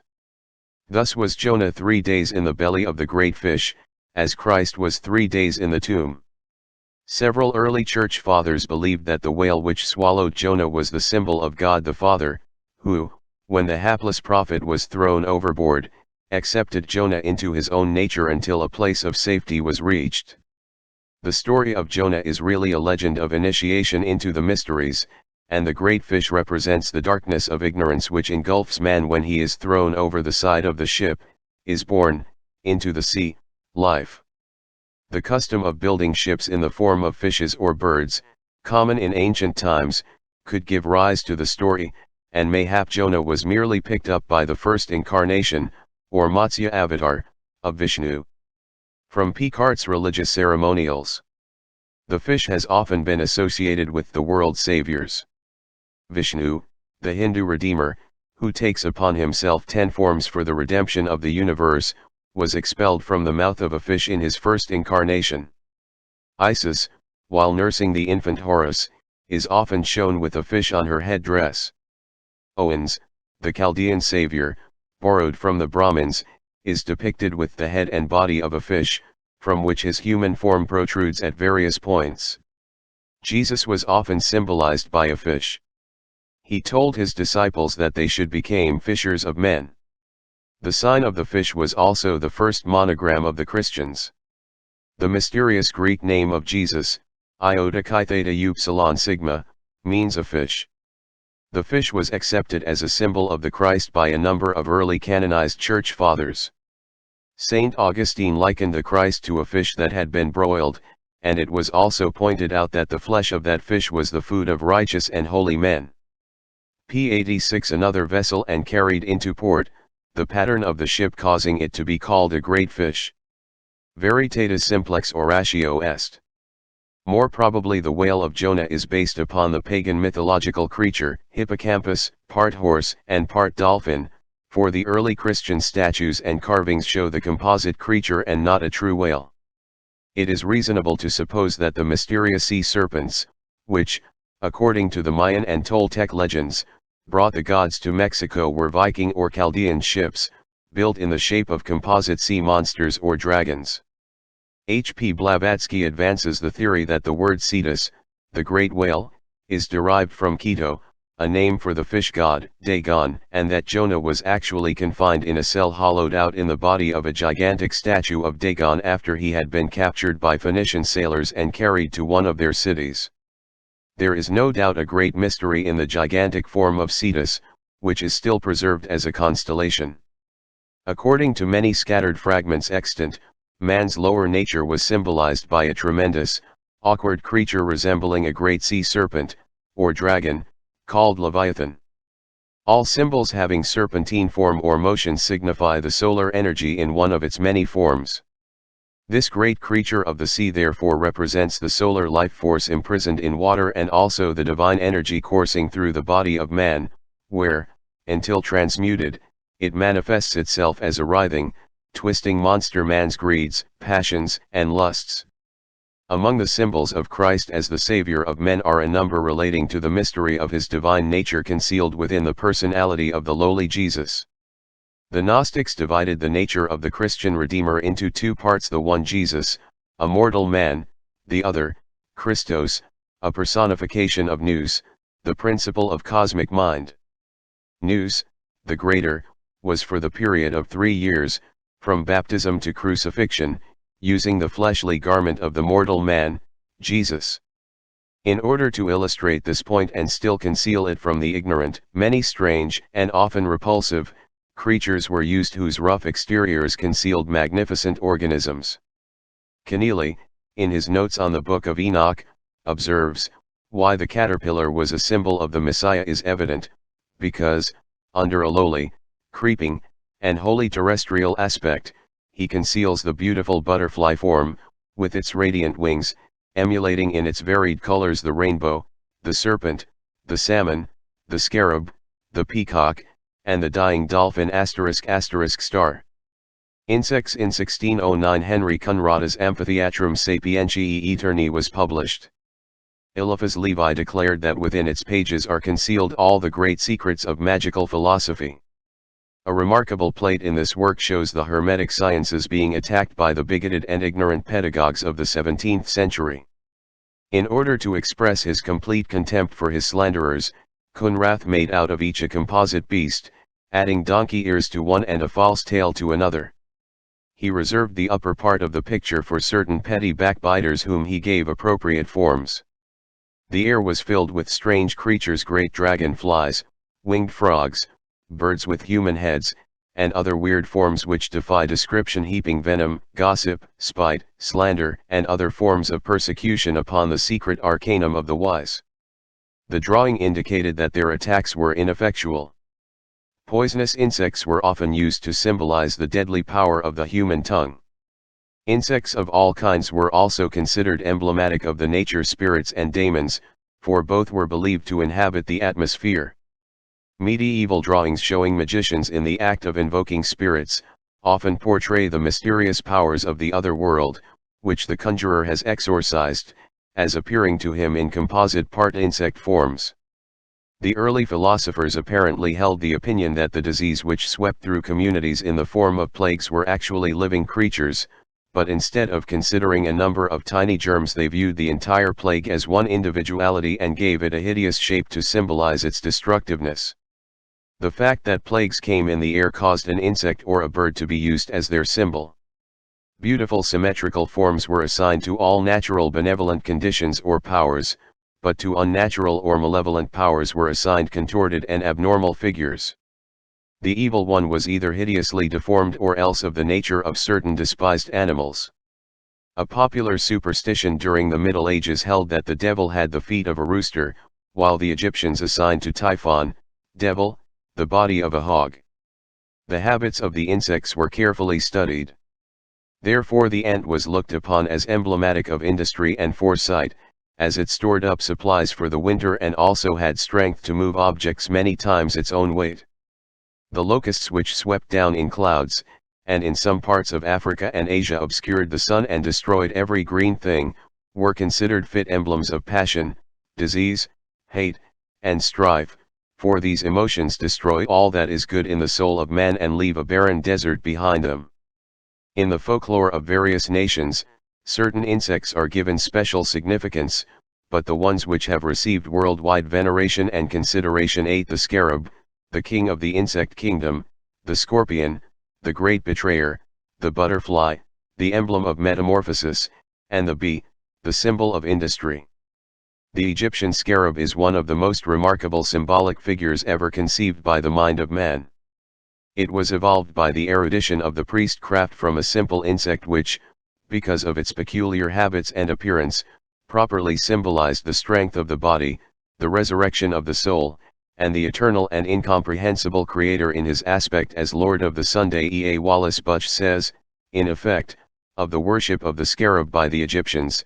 Yet another view held in primitive times was that the sky was a vast meadow over which a huge beetle crawled, pushing the disk of the sun before him. This beetle was the sky god, and, arguing from the example of the beetle, Scarabia sacer, which was observed to roll along with its hind legs a ball that was believed to contain its eggs, the early Egyptians thought that the ball of the sky god contained his egg and that the sun was his offspring. Thanks, however, to the investigations of the eminent entomologist, Monsieur J. H. Fabre, we now know that the ball which the Scarabia sacer rolls along contains not its eggs, but dung that is to serve as food for its egg, which it lays in a carefully prepared place. Initiates of the Egyptian mysteries were sometimes called scarabs, again, lions and panthers. The scarab was the emissary of the sun, symbolizing light, truth, and regeneration. Stone scarabs, called heart scarabs, about 3 inches long, were placed in the heart cavity of the dead when that organ was removed to be embalmed separately as part of the process of mummifying. Some maintain that the stone beetles were merely wrapped in the winding cloths at the time of preparing the body for eternal preservation. The following passage concerning this appears in the great Egyptian Book of Initiation, the Book of the Dead, and behold, thou shalt make a scarab of green stone, which shalt be placed in the breast of a man, and it shall perform for him, the opening of the mouth. The funeral rites of many nations bear a striking resemblance to the initiatory ceremonies of their mysteries. Ra, the god of the sun, had 3 important aspects. As the creator of the universe he was symbolized by the head of a scarab and was called Khepera, which signified the resurrection of the soul and a new life at the end of the mortal span. The mummy cases of the Egyptian dead were nearly always ornamented with scarabs. Usually one of these beetles, with outspread wings, was painted on the mummy case directly over the breast of the dead. The finding of such great numbers of small stone scarabs indicates that they were a favorite article of adornment among the Egyptians. Because of its relationship to the sun, the scarab symbolized the divine part of man's nature. The fact that its beautiful wings were concealed under its glossy shell typified the winged soul of man hidden within its earthly sheath.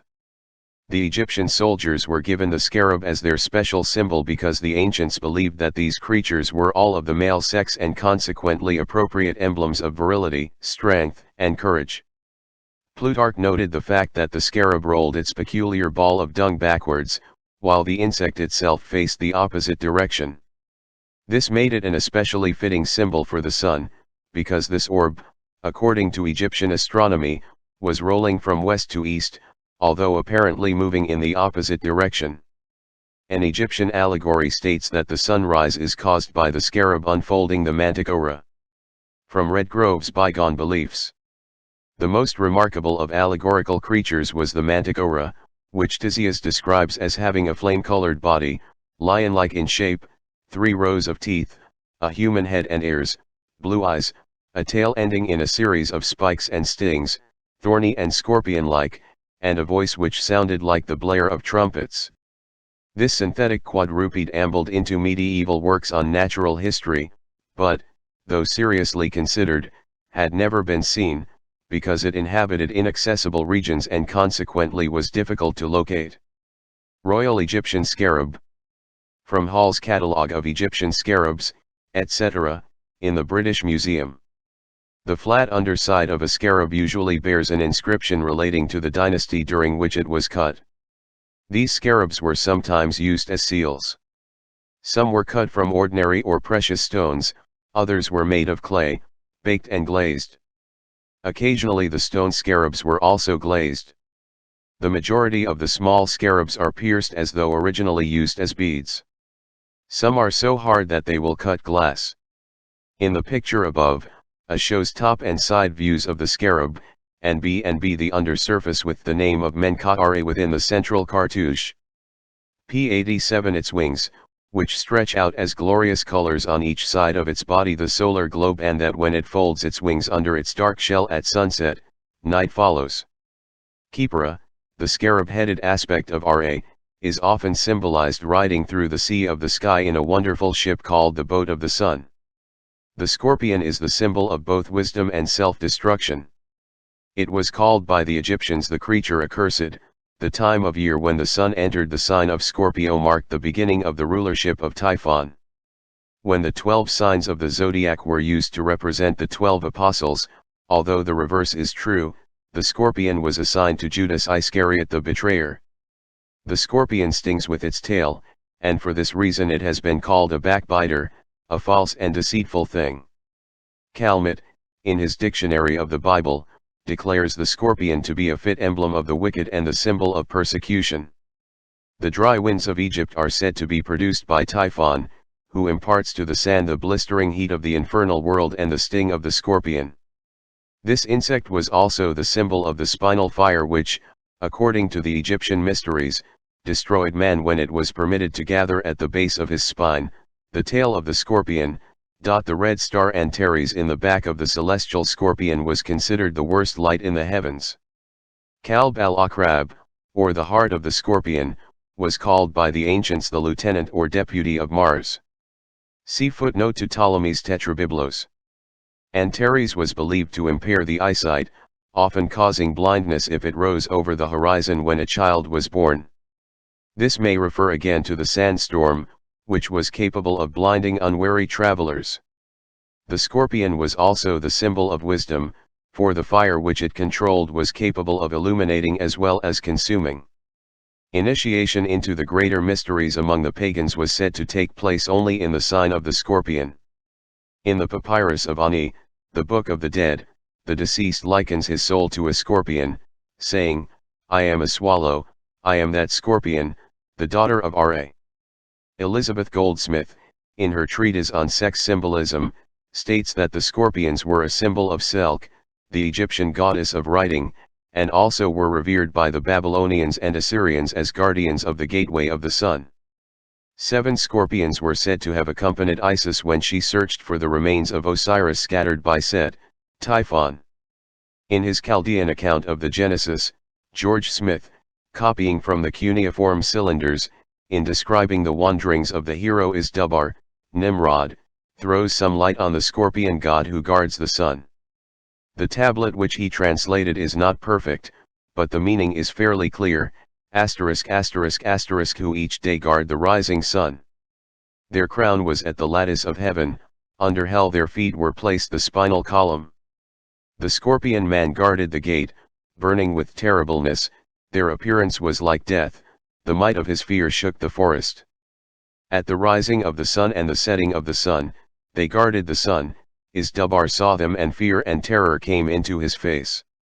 Among the early Latins there was a machine of war called the scorpion. It was used for firing arrows and probably obtained its name from a long beam, resembling a scorpion's tail, which flew up to hurl the arrows. The missiles discharged by this machine were also called scorpions.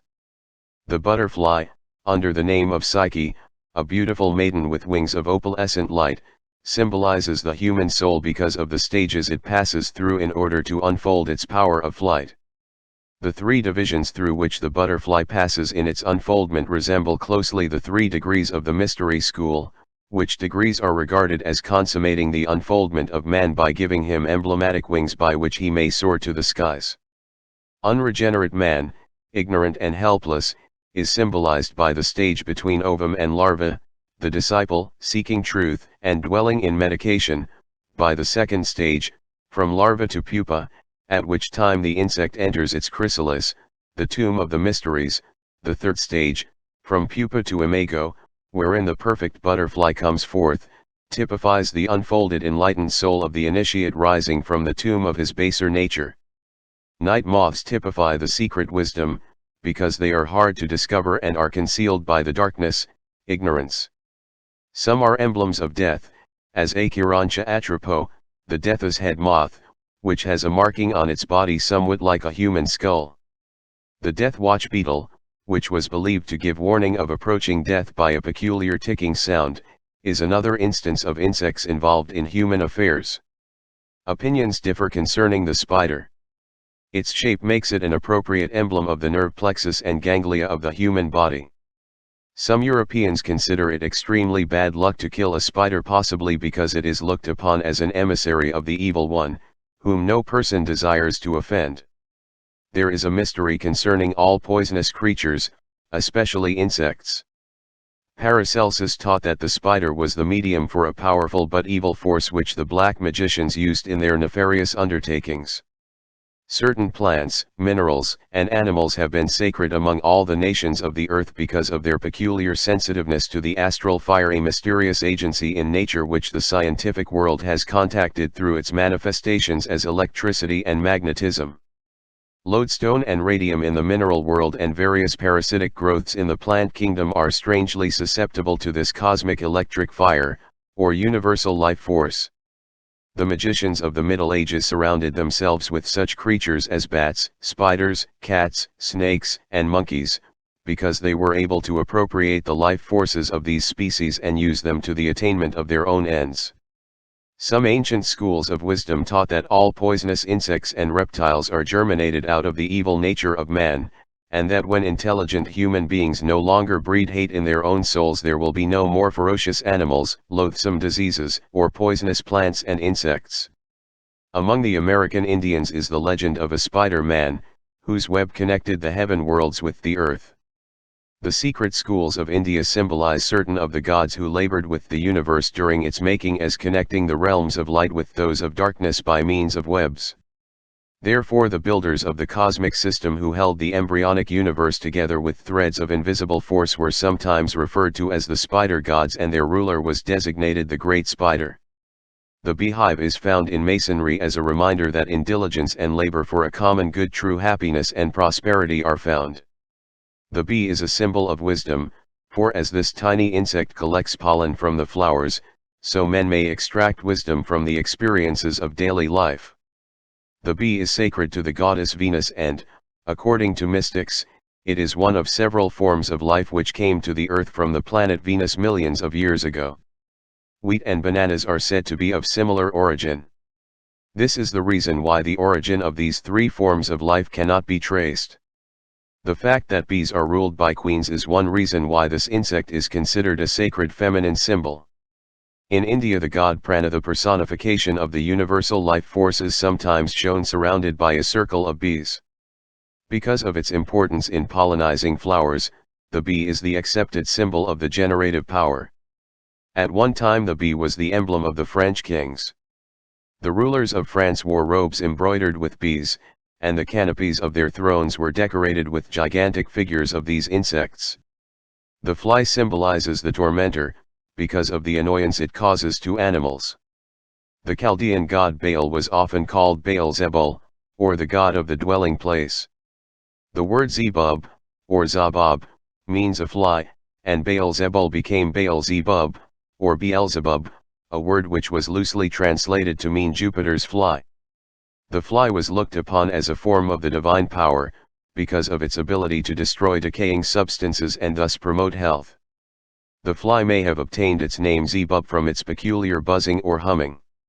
Inman believes that Baal-zebub, which the Jews ridiculed as my lord of flies, really means my lord who hums or murmurs. Inman recalls the singing Memnon on the Egyptian desert, a tremendous figure with an Aeolian harp on the top of its head. When the wind blows strongly, this great statue sighs, or hums. The Jews changed Baal-zebub into Beelzebub, and made him their prince of devils by interpreting daemon as demon.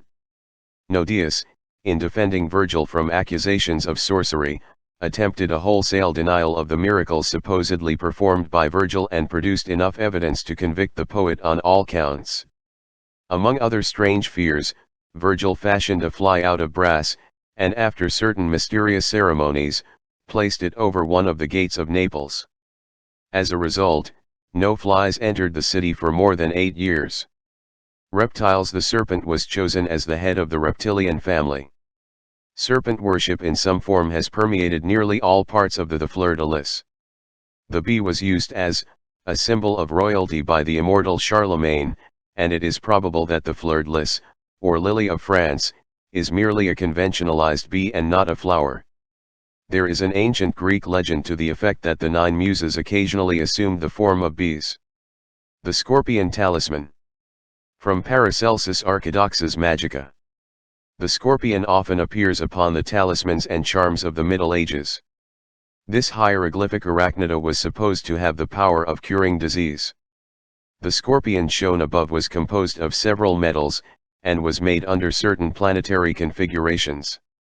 Paracelsus advised that it be worn by those suffering from any derangement of the reproductive system. P88 Earth.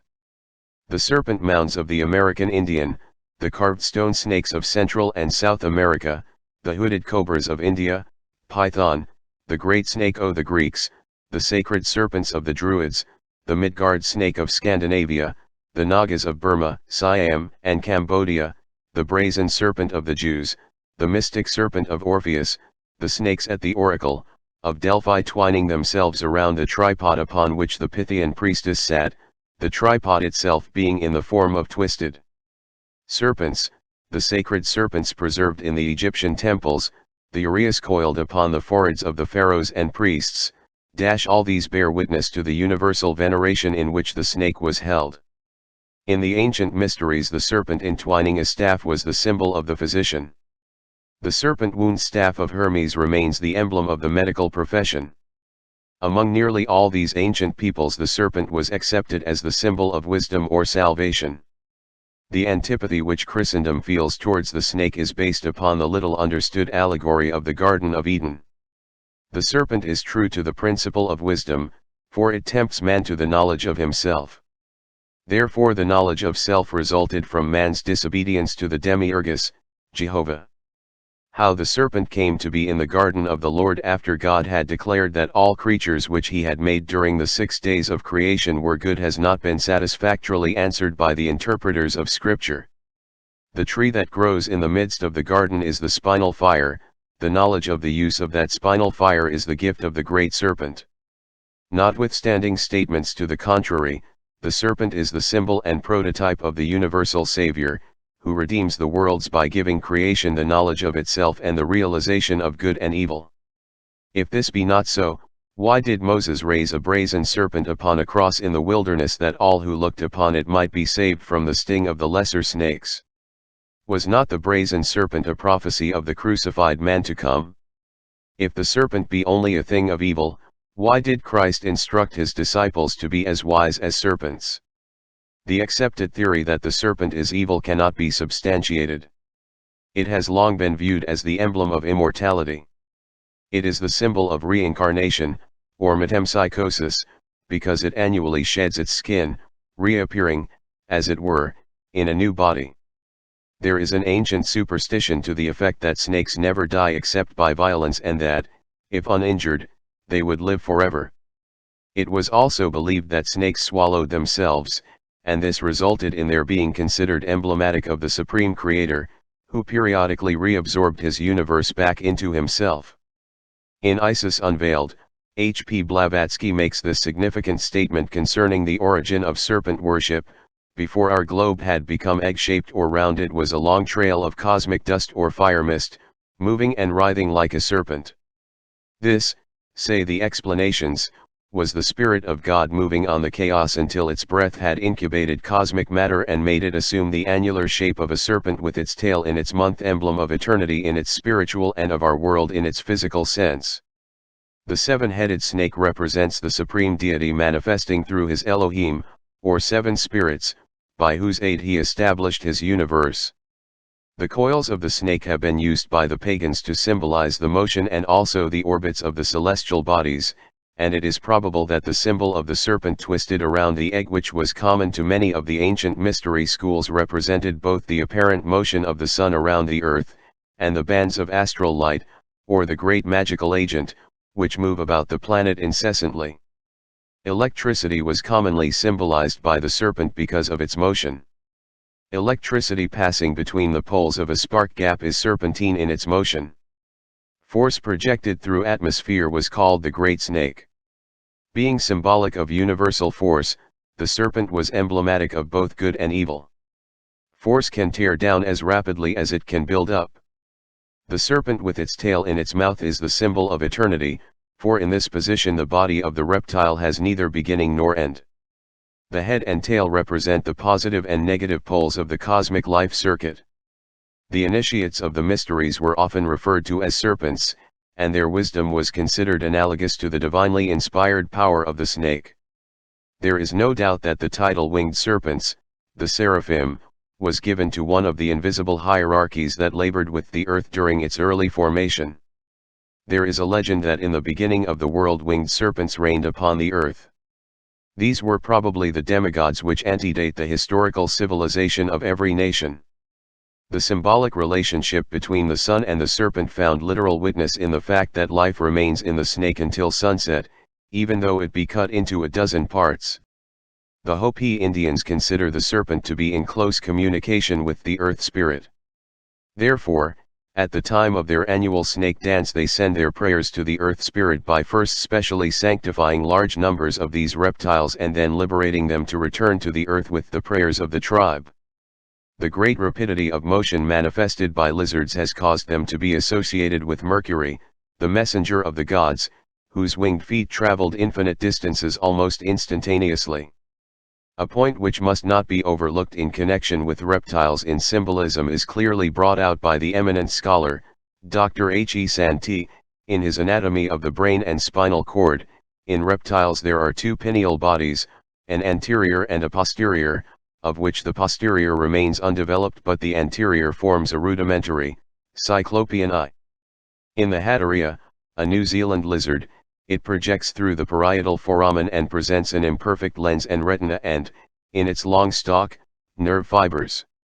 Crocodiles were regarded by the Egyptians both as symbols of Typhon and emblems of the supreme deity, of the latter because while underwater the crocodile is capable of seeing, Plutarch asserts, though its eyes are covered by a thin membrane. The Egyptians declared that no matter how far away the crocodile laid its eggs, the Nile would reach up to them in its next inundation, this reptile being endowed with a mysterious sense capable of making known the extent of the flood months before it took place. There were two kinds of crocodiles. The larger and more ferocious was hated by the Egyptians, for they likened it to the nature of Typhon, their destroying demon. Typhon waited to devour all who failed to pass the judgment of the dead, which rite took place in the Hall of Justice between the earth and the Elysian Fields. Anthony Todd Thompson thus describes the good treatment accorded the smaller and tamer crocodiles, which the Egyptians accepted as personifications of good. They were fed daily and occasionally had mulled wine poured down their throats. Their ears were ornamented with rings of gold and precious stones, and their 4 feet adorned with bracelets. To the Chinese the turtle was a symbol of longevity. At a temple in Singapore a number of sacred turtles are kept, their age recorded by carvings on their shells. The American Indians use the ridge down the back of the turtle shell as a symbol of the great divide between life and death. The turtle is a symbol of wisdom because it retires into itself and is its own protection. It is also a phallic symbol, as its relation to long life would signify. The Hindus symbolized the universe as being supported on the backs of 4 great elephants who, in turn, are standing upon an immense turtle which is crawling continually through chaos. The Egyptian Sphinx, the Greek centaur, and the Assyrian man-bull have much in common. All are composite creatures combining human and animal members. In the mysteries all signify the composite nature of man and subtly refer to the hierarchies of celestial beings that have charge of the destiny of mankind. These hierarchies are the 12 holy animals now known as constellation star groups, which are merely symbols of impersonal spiritual impulses. Chiron, the centaur, teaching the sons of men, symbolizes the intelligences of the constellation of Sagittarius, who were the custodians of the secret doctrine, while, geocentrically, the sun was passing through the sign of Gemini. The 5-footed Assyrian man-bull with the wings of an eagle and the head of a man is a reminder that the invisible nature of man has the wings of a god, the head of a man, and the body of a beast. The same concept was expressed through the Sphinx, that armed guardian of the mysteries who, crouching at the gate of the temple, denied entrance to the profane. Thus placed between man and his divine possibilities, the Sphinx also represented the secret doctrine itself. Children's fairy stories abound with descriptions of symbolic monsters, for nearly all such tales are based upon the ancient mystic folklore. The Urias. From Kircher's Oedipus Aegyptiacus. The spinal cord was symbolized by a snake, and the serpent coiled upon the foreheads of the Egyptian initiates represented the divine fire which had crawled serpent-like up the tree of life. Good and evil contending for the universal egg. From Morris's Indian Antiquities. Both Mitras, the Persian Redeemer, and Serapis, the Egyptian god of the earth, are symbolized by serpents coiled about their bodies. This remarkable drawing shows the good and evil principles of Persia, Ahura Mazda and Ahriman contending for the egg of the earth, which each trying to wrench from the teeth of the other. Fishes, insects, animals, reptiles, and birds. Part 2, as appropriate emblems of various human and divine attributes, birds were included in religious and philosophic symbolism, that of pagans and of Christians alike. Cruelty was signified by the buzzard, courage by the eagle, self-sacrifice by the pelican, and pride by the peacock. The ability of birds to leave the earth and fly aloft toward the source of light has resulted in their being associated with aspiration, purity, and beauty. Wings were therefore often added to various terrene creatures in an effort to suggest transcendency. Because their habitat was among the branches of the sacred trees in the hearts of ancient forests, birds were also regarded as the appointed messengers of the tree spirits and nature gods dwelling in these consecrated groves, and through their clear notes the gods themselves were said to speak. Many myths have been fabricated to explain the brilliant plumage of birds. A familiar example is the story of Juno's peacock, in whose tail feathers were placed the eyes of Argus. Numerous American Indian legends also deal with birds and the origin of the various colors of feathers.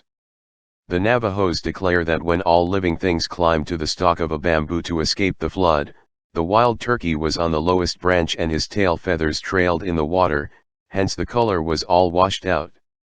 Gravitation, which is a law in the material world, is the impulse toward the center of materiality. Levitation, which is a law in the spiritual world, is the impulse toward the center of spirituality. Seeming to be capable of neutralizing the effect of gravity, the bird was said to partake of a nature superior to other terrestrial creation, and its feathers, because of their sustaining power, came to be accepted as symbols of divinity, courage, and accomplishment. A notable example is the dignity attached to eagle feathers by the American Indians, among whom they are insignia of merit. Angels have been invested with wings because, like birds, they were considered to be the intermediaries between the gods and men and to inhabit the air or middle kingdom betwixt heaven and earth. As the dome of the heavens was likened to a skull in the Gothic mysteries, so the birds which flew across the sky were regarded as thoughts of the deity. For this reason Odin's two messenger ravens were called Hugin and Munin, thought and memory. Among the Greeks and Romans, the eagle was the appointed bird of Jupiter and consequently signified the swiftly moving forces of the demiurgus, hence it was looked upon as the mundane lord of the birds, in contradistinction to the phoenix, which was symbolic of the celestial ruler. The eagle typified the sun in its material phase and also the immutable demiurgic law beneath which all mortal creatures must bend. The eagle was also the hermetic symbol of sulfur, and signified the mysterious fire of Scorpio, the most profoundly significant sign of the zodiac and the gate of the great mystery. Being one of the three symbols of Scorpio, the eagle, like the goat of Mendes, was an emblem of the theurgic art and the secret processes by which the infernal fire of the scorpion was transmuted into the spiritual light fire of the gods. Among certain American Indian tribes the thunderbird is held in peculiar esteem. This divine creature is said to live above the clouds. The flapping of its wings causes the rumbling which accompanies storms, while the flashes from its eyes are the lightning. Birds were used to signify the vital breath, and among the Egyptians, mysterious hawk-like birds with human heads, and carrying in their claws the symbols of immortality, are often shown hovering as emblems of the liberated soul over the mummified bodies of the dead. In Egypt the hawk was the sacred symbol of the sun, and Ra, Osiris, and horns are often depicted with the heads of hawks. The cock, or rooster, was a symbol of Kashmala, Cadmilus, in the Samothracian mysteries, and is also a phallic symbol sacred to the sun. It was accepted by the Greeks as the emblem of Ares, Mars, and typified watchfulness and defense. When placed in the center of a weather vane it signifies the sun in the midst of the four corners of creation. The Greeks sacrificed a rooster to the gods at the time of entering the Eleusinian mysteries. Sir Francis Bacon is supposed to have died as the result of stuffing a fowl with snow. May this not signify Bacon's initiation into the pagan mysteries which still existed in his day? Both the peacock and the ibis were objects of veneration because they destroyed the poisonous reptiles which were popularly regarded as the emissaries of the infernal gods. Because of the myriad of eyes in its tail feathers the peacock was accepted as the symbol of wisdom, and on account of its general appearance it was often confused with the fabled phoenix of the mysteries. There is a curious belief that the flesh of the peacock will not putrefy even though kept for a considerable time. As an outgrowth of this belief the peacock became the emblem of immortality, because the spiritual nature of man, like the flesh of this bird, is incorruptible. The Egyptians paid divine honors to the ibis and it was a cardinal crime to kill one, even by accident. It was asserted that the ibis could live only in Egypt and that if transported to a foreign country it would die of grief. The Egyptians declared this bird to be the preserver of crops and especially worthy of veneration because it drove out the winged serpents of Libya which the wind blew into Egypt. The ibis was sacred to Thoth, and when its head and neck were tucked under its wing its body closely resembled a human heart. See Montfaucon's Antiquities. The black and white ibis was sacred to the moon, but all forms were revered because they destroyed crocodile eggs, the crocodile being a symbol of the detested Typhon. Nocturnal birds were appropriate symbols of both sorcery and the secret divine sciences, sorcery because black magic cannot function in the light of truth, day, and is powerful only when surrounded by ignorance, night, and the divine sciences because those possessing the arcana are able to see through the darkness of ignorance and materiality. Owls and bats were consequently often associated with either witchcraft or wisdom. The goose was an emblem of the first primitive substance or condition from which and within which the worlds were fashioned. In the mysteries, the universe was likened to an egg which the cosmic goose had laid in space. Because of its blackness the crow was the symbol of chaos or the chaotic darkness preceding the light of creation. The grace and purity of the swan were emblematic of the spiritual grace and purity of the initiate. This bird also represented the mysteries which unfolded these qualities in humanity. This explains the allegories of the gods, the secret wisdom, incarnating in the body of a swan, the initiate. Being scavengers, the vulture, the buzzard, and the condor signified that form of divine power which by disposing of refuse and other matter dangerous to the life and health of humanity cleanses and purifies the lower spheres. These birds were therefore adopted as symbols of the disintegrative processes which accomplish good while apparently destroying, and by some religions have been mistakenly regarded as evil. Birds such as the parrot and raven were accorded veneration because, being able to mimic the human voice, they were looked upon as links between the human and animal kingdoms. The dove, accepted by Christianity as the emblem of the Holy Ghost, is an extremely ancient and highly revered pagan yonic emblem. In many of the ancient mysteries it represented the third person of the creative triad, or the fabricator of the world. As the lower worlds were brought into existence through a generative process, so the dove has been associated with those deities identified with the procreative functions. It is sacred to Astarte, Cybele, Isis, Venus, Juno, Mylitta, and Aphrodite. On account of its gentleness and devotion to its young, the dove was looked upon as the embodiment of the maternal instinct. The dove is also an emblem of wisdom, for it represents the power and order by which the lower worlds are maintained. It has long been accepted as a messenger of the divine will, and signifies the activity of God. The name dove has been given to oracles and to prophets. The true name of the dove was Iona or Ionas. It was a very sacred emblem, and at one time almost universally received. It was adopted by the Hebrews, and the mystic dove was regarded as a symbol, the phoenix on its nest of flames. From Lycosthenes prodigiorum, ac ostentorum chronicon. The phoenix is the most celebrated of all the symbolic creatures fabricated by the ancient mysteries for the purpose of concealing the great truths of esoteric philosophy. Though modern scholars of natural history declare the existence of the phoenix to be purely mythical, Pliny describes the capture of one of these birds and its exhibition in the Roman Forum during the reign of the Emperor Claudius. p. 90 From the days of Noah by all those who were of the Church of God. The prophet sent to Nineveh as God's messenger was called Jonah or the dove. Our Lord's forerunner, the Baptist, was called in Greek by the name of Ioannes, and so was the Apostle of Love, the author of the fourth Gospel and of the Apocalypse, named Ioannes.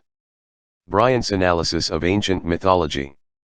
In Masonry the dove is the symbol of purity and innocence. It is significant that in the pagan mysteries the dove of Venus was crucified upon the four spokes of a great wheel, thus foreshadowing the mystery of the crucified Lord of Love. Although Mohammed drove the doves from the temple at Mecca, occasionally he is depicted with a dove sitting upon his shoulder as the symbol of divine inspiration. In ancient times the effigies of doves were placed upon the heads of scepters to signify that those bearing them were overshadowed by divine prerogative. In medieval art, the dove frequently was pictured as an emblem of divine benediction. The Phoenix Clement, one of the ante-Nicene fathers, describes, in the 1st century after Christ, the peculiar nature and habits of the phoenix. In this wise, there is a certain bird which is called a phoenix. This is the only one of its kind and lives 500 years.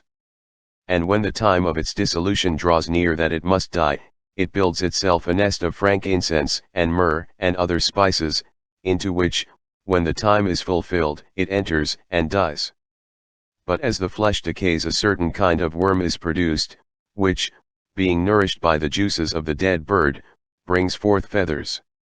Then, when it has acquired strength, it takes up that nest in which are the bones of its parent, and bearing these it passes from the land of Arabia into Egypt, to the city called Heliopolis.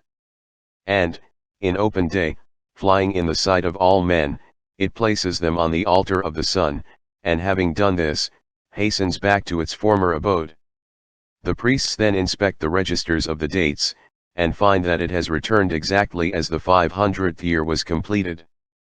Although admitting that he had not seen the phoenix bird, there being only one alive at a time, Herodotus amplifies a bit the description given by Clement, they tell a story of what this bird does which does not seem to me to be credible, that he comes all the way from Arabia, and brings the parent bird, all plastered with myrrh, to the temple of the sun, and there buries the body.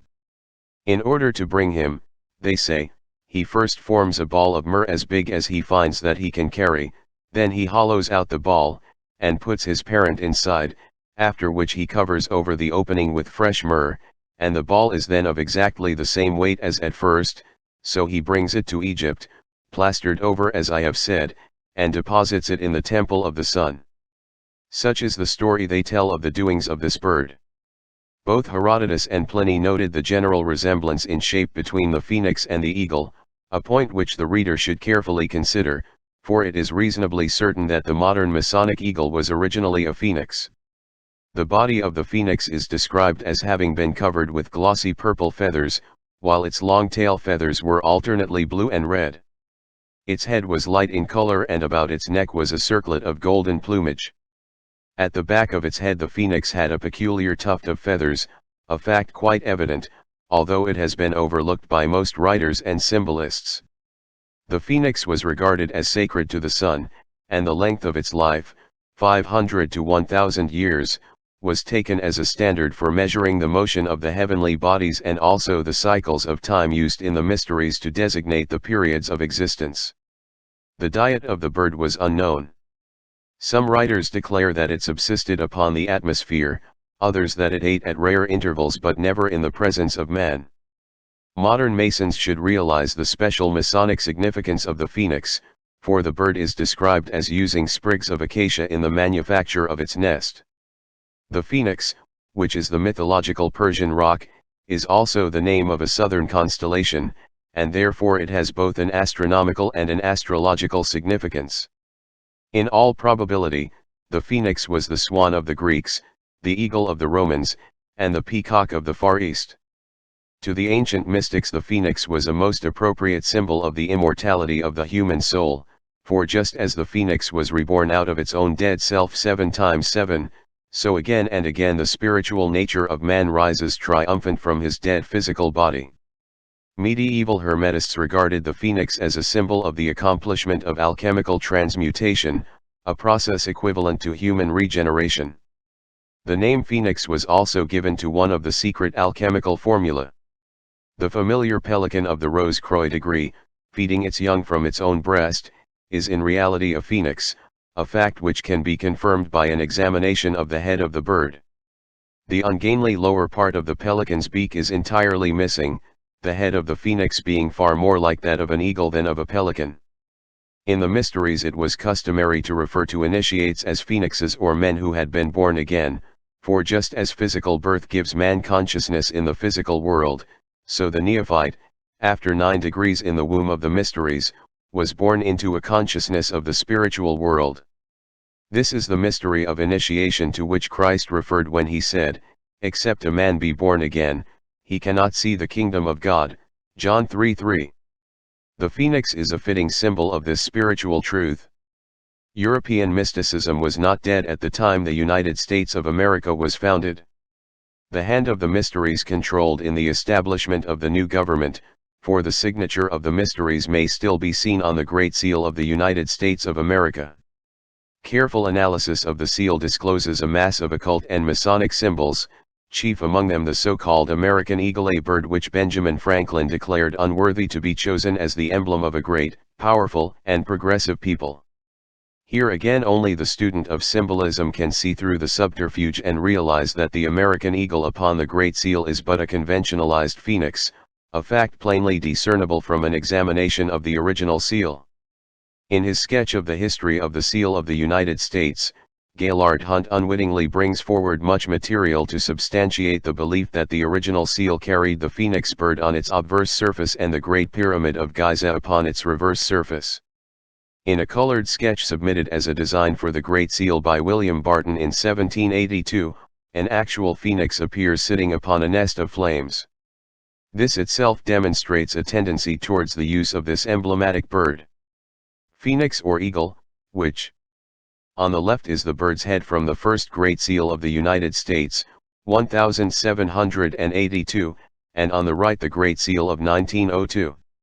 When the first Great Seal was actually cut, the bird represented upon it was very different from the eagle which now appears.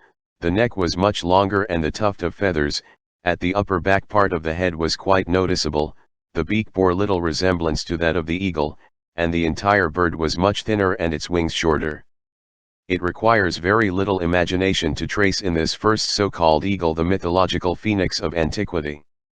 What is more, there is every reason why a phoenix bird should be used to represent a new country rising out of an old, while as Benjamin Franklin caustically noted, the eagle was not a bird of good moral character. An Egyptian phoenix. From Wilkinson's Manners and Customs of the Ancient Egyptians. The Egyptians occasionally represented the phoenix as having the body of a man and the wings of a bird. This biform creature had a tuft of feathers upon its head and its arms were upraised in an attitude of prayer. As the phoenix was the symbol of regeneration, the tuft of feathers on the back of its head might well symbolize the activity of the pineal gland, or third eye, the occult function of which was apparently well understood by the ancient priestcraft. The obverse and reverse of the Great Seal of the United States of America. From Hunt's History of the Seal of the United States. The significance of the mystical number 13, which frequently appears upon the Great Seal of the United States, is not limited to the number of the original colonies.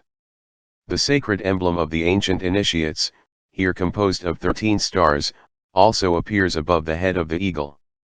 The motto, E pluribus unum, contains 13 letters, as does also the inscription, Anud coeptus. The eagle clutches in its right talon a branch bearing 13 leaves and 13 berries and in its left a sheaf of 13 arrows. The face of the pyramid, exclusive of the panel containing the date, consists of 72 stones arranged in 13 rows. P91. If anyone doubts the presence of Masonic and occult influences at the time the Great Seal was designed, he should give due consideration to the comments of Professor Charles Eliot Norton of Harvard, who wrote concerning the unfinished pyramid and the all-seeing eye which adorn the reverse of the seal, as follows: the device adopted by Congress is practically incapable of effective treatment. It can hardly, however artistically treated by the designer, look otherwise than as a dull emblem of a Masonic fraternity. The history of the seal of the United States. The eagles of Napoleon and Caesar and the zodiacal eagle of Scorpio are really phoenixes, for the latter bird, not the eagle, is the symbol of spiritual victory and achievement. Masonry will be in a position to solve many of the secrets of its esoteric doctrine when it realizes that both its single and double-headed eagles are phoenixes, and that to all initiates and philosophers the phoenix is the symbol of the transmutation and regeneration of the creative energy commonly called the accomplishment of the great work. The double-headed phoenix is the prototype of an androgynous man, for according to the secret teachings there will come a time when the human body will have 2 spinal cords, by means of which vibratory equilibrium will be maintained in the body. Not only were many of the founders of the United States government Masons, but they received aid from a secret and august body existing in Europe, which helped them to establish this country for a peculiar and particular purpose known only to the initiated few. The Great Seal is the signature of this exalted body, unseen and for the most part unknown, and the unfinished pyramid upon its reverse side is a trestle board setting forth symbolically the task to the accomplishment of which the United States government was dedicated from the day of its inception. Animals. The lion is the king of the animal family and, like the head of each kingdom, is sacred to the sun, whose rays are symbolized by the lion's shaggy mane. The allegories perpetuated by the mysteries, such as the one to the effect that the lion opens the secret book, signify that the solar power opens the seed pods, releasing the spiritual life within. There was also a curious belief among the ancients that the lion sleeps with his eyes open, and for this reason the animal was chosen as a symbol of vigilance. The figure of a lion placed on either side of doors and gateways is an emblem of divine guardianship. King Solomon was often symbolized as a lion. For ages the feline family has been regarded with peculiar veneration. In several of the mysteries, most notably the Egyptian, the priests wore the skins of lions, tigers, panthers, pumas, or leopards. Hercules and Samson, both solar symbols, slew the lion of the constellation of Leo and robed themselves in his skin. thus signifying that they represented the sun itself when at the summit of the celestial arch. At Bubastis in Egypt was the temple of the famous goddess Bast, the cat deity of the Ptolemies. The Egyptians paid homage to the cat, especially when its fur was of 3 shades or its eyes of different colors. To the priests the cat was symbolic of the magnetic forces of nature, and they surrounded themselves with these animals for the sake of the astral fire which emanated from their bodies. The cat was also a symbol of eternity, for when it sleeps it curls up into a ball with its head and tail touching. Among the Greeks and Latins the cat was sacred to the goddess Diana. The Buddhists of India invested the cat with special significance, but for a different reason. The cat was the only animal absent at the death of the great Buddha, because it had stopped on the way to chase a mouse. That the symbol of the lower astral forces should not be present at the liberation of the Buddha is significant. Regarding the cat, Herodotus says, whenever a fire breaks out, cats are agitated with a kind of divine motion, which they that keep them observe, neglecting the fire. The cats, however, in spite of their care, break from them, leaping even over the heads of their keepers to throw themselves into the fire. The Egyptians then make great mourning for their death. If a cat dies a natural death in a house, all they of that house shave their eyebrows. If a dog, they shave the head and all the body. They used to embalm their dead cats, and carry them to Bubastis to be interred in a sacred house. Montfaucon's Antiquities. The most important of all symbolic animals was the apis, or Egyptian bull of Memphis, which was regarded as the sacred vehicle for the transmigration of the soul of the god Osiris. It was declared that the apis was conceived by a bolt of lightning, and the ceremony attendant upon its selection and consecration was one of the most impressive in Egyptian ritualism. The apis had to be marked in a certain manner. Herodotus states that the bull must be black with a square white spot on his forehead, the form of an eagle, probably a vulture, on his back, a beetle upon, under, his tongue, and the hair of his tail lying 2 ways. Other writers declare that the sacred bull was marked with 29 sacred symbols, his body was spotted, and upon his right side was a white mark in the form of a crescent. After its sanctification the apis was kept in a stable adjacent to the temple and led in processionals through the streets of the city upon certain solemn occasions. It was a popular belief among the Egyptians that any child upon whom the bull breathed would become illustrious. After reaching a certain age, 25 years, the apis was taken either to the river Nile or to a sacred fountain, authorities differ on this point, and drowned, amidst the lamentations of the populace. The mourning and wailing for his death continued until the new apis was found, when it was declared that Osiris had reincarnated, whereupon rejoicing took the place of grief.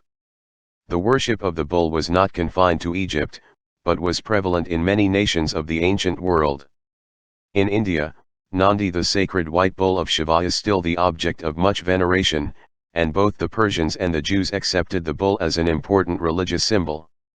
The Assyrians, Phoenicians, Chaldeans, and even the Greeks reverenced this animal, and Jupiter turned himself into a white bull to abduct Europa. The bull was a powerful phallic emblem signifying the paternal creative power of the demiurgus. At his death he was frequently mummified and buried with the pomp and dignity of a god in a specially prepared sarcophagus. Excavations in the Serapum at Memphis have uncovered the tombs of more than 60 of these sacred animals. As the sign rising over the horizon at the vernal equinox constitutes the starry body for the annual incarnation of the sun, the bull not only was the celestial symbol of the solar man but, because the vernal equinox took place in the constellation of Taurus, was called the breaker or opener of the year. For this reason in astronomical symbolism the bull is often shown breaking the annular egg with his horns. The apis further signifies that the god mind is incarnated in the body of a beast and therefore that the physical beast form is the sacred vehicle of divinity. Man's lower personality is the apis in which Osiris incarnates. The result of the combination is the creation of Sor Apis, Serapis, the material soul as ruler of the irrational material body and involved therein. After a certain period, which is determined by the square of 5, or 25 years, the body of the apis is destroyed and the soul liberated by the water which drowns the material life. This was indicative of the washing away of the material nature by the baptismal waters of divine light and truth. The drowning of the Apis is the symbol of death, the resurrection of Osiris in the new bull is the symbol of eternal renovation. The white bull was also symbolically sacred as the appointed emblem of the initiates, signifying the spiritualized material bodies of both man and nature.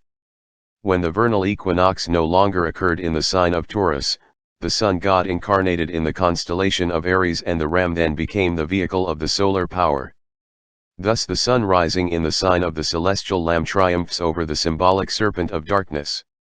The lamb is a familiar emblem of purity because of its gentleness and the whiteness of its wool. In many of the pagan mysteries it signified the universal Savior, and in Christianity it is the favorite symbol of Christ. Early church paintings show a lamb standing upon a little hill, and from its feet pour 4 streams of living water signifying the 4 Gospels. The blood of the lamb is the solar life pouring into the world through the sign of Aries. The goat is both a phallic symbol and also an emblem of courage or aspiration because of its sure-footedness and ability to scale the loftiest peaks. To the alchemists the goat's head was the symbol of sulfur. The practice among the ancient Jews of choosing a scapegoat upon which to heap the sins of mankind is merely an allegorical P09100 from Kircher's Sphinx Mystagoga. The sacred bull, or Apis. The importance of the bull as the symbol of the sun at the vernal equinox is discussed in the chapter on the zodiac and its signs. The bull and the ox are ancient emblems of the element of earth, consequently of the planet itself. They also signify the animal nature of man, and for this reason were sacrificed upon the altars of such ancient mysteries as the Jewish and Druidic. Plutarch wrote, "The Apis ought to be regarded by us as a fair and beautiful image of the soul of Osiris." Osiris represents the spiritual nature of the lower world which is murdered and distributed throughout the substance of the physical spheres. Apis is the emblem of the material world within which is the spiritual nature Osiris. The Apis is also the symbol of the exoteric, or profane, doctrine, in contradistinction to the esoteric, or divine, teachings represented by the uraeus worn upon the foreheads of the priests. From this is derived the mythological allegory of Serapis, who in a certain sense is not only the composite figure of Osiris and the lower world in which he is incarnated but also of the mysteries, which are the terrestrial bodies containing the secret teachings, or the spiritual soul. P92 depiction of the Sun Man who is the scapegoat of the world and upon whom are cast the sins of the 12 houses, tribes, of the celestial universe. Truth is the divine lamb worshipped throughout pagandom and slain for the sins of the world, and since the dawn of time the savior gods of all religions have been personifications of this truth. The golden fleece sought by Jason and his Argonauts is the celestial lamb, the spiritual and intellectual sun. The secret doctrine is also typified by the golden fleece, the wool of the divine life, the rays of the sun of truth. Suidas declares the golden fleece to have been in reality a book, written upon skin, which contained the formulae for the production of gold by means of chemistry. The mysteries were institutions erected for the transmutation of base ignorance into precious illumination. The dragon of ignorance was the terrible creature set to guard the golden fleece, and represents the darkness of the old year which battles with the sun at the time of its equinoctial passage. Deer were sacred in the Bacchic mysteries of the Greeks. The Bacchantes were often clothed in fawn skins. Deer were associated with the worship of the moon goddess, and the Bacchic orgies were usually conducted at night. The grace and speed of this animal caused it to be accepted as the proper symbol of aesthetic abandon. Deer were objects of veneration with many nations. In Japan, herds of them are still maintained in connection with the temples. The wolf is usually associated with the principle of evil, because of the mournful discordance of its howl and the viciousness of its nature. In Scandinavian mythology, the Fenris wolf was one of the sons of Loki, the infernal god of the fires. With the temple of Asgard in flames about them, the gods under the command of Odin fought their last great battle against the chaotic forces of evil. With frothing jowls the Fenris wolf devoured Odin, the father of the gods, and thus destroyed the Odinic universe. Here the Fenris wolf represents those mindless powers of nature that overthrew the primitive creation. The unicorn, or Monoceros, was a most curious creation of the ancient initiates. It is described by Thomas Bormann as a beast, which though doubted of by many writers, yet is by others thus described: he has but one horn, and that an exceedingly rich one, growing out of the middle of his forehead. His head resembles an hart's, his feet an elephant's, his tail a boar's, and the rest of his body an horse's. The horn is about 1.5 feet in length. His voice is like the lowing of an ox. His mane and hair are of a yellowish color. His horn is as hard as iron, and as rough as any file, twisted or curled, like a flaming sword, very straight, sharp, and everywhere black, excepting the point. Great virtues are attributed to it, in expelling of poison and curing of several diseases. He is not a beast of prey. See Redgrove's Bygone Beliefs. While the unicorn is mentioned several times in scripture, no proof has yet been discovered of its existence. There are a number of drinking horns in various museums presumably fashioned from its spike. It is reasonably certain, however, that these drinking vessels were really made either from the tusks of some large mammal or the horn of a rhinoceros. J. P. Lundy believes that the horn of the unicorn symbolizes the hem of salvation mentioned by St. Luke, which, pricking the hearts of men, turns them to a consideration of salvation through Christ. Medieval Christian mystics employed the unicorn as an emblem of Christ, and this creature must therefore signify the spiritual life in man. The single horn of the unicorn may represent the pineal gland, or third eye, which is the spiritual cognition center in the brain. The unicorn was adopted by the mysteries as a symbol of the illumined spiritual nature of the initiate, the horn with which it defends itself being the flaming sword of the spiritual doctrine against which nothing can prevail. In the Book of Lambspring, a rare hermetic tract, appears an engraving showing a deer and a unicorn standing together in a wood. The picture is accompanied by the following text: "The sages say truly that two animals are in this forest, one glorious, beautiful, and swift, a great and strong deer, the other an unicorn." If we apply the parable of our art, we shall call the forest the body. The unicorn will be the spirit at all times. The deer desires no other name but that of the soul, star. He that knows how to tame and master them by art, to couple them together, and to lead them in and are of the form, may justly be called a master. The Egyptian devil, Typhon, was often symbolized by the Set monster whose identity is obscure. It has a queer snout-like nose and pointed ears, and may have been a conventional hyena. The Set monster lived in the sandstorms and wandered about the world promulgating evil. The Egyptians related the howling of the desert winds with the moaning cry of the hyena. Thus when in the depths of the night the hyena sent forth its doleful wail, it sounded like the last despairing cry of a lost soul in the clutches of Typhon. Among the duties of this evil creature was that of protecting the Egyptian dead against grave robbers.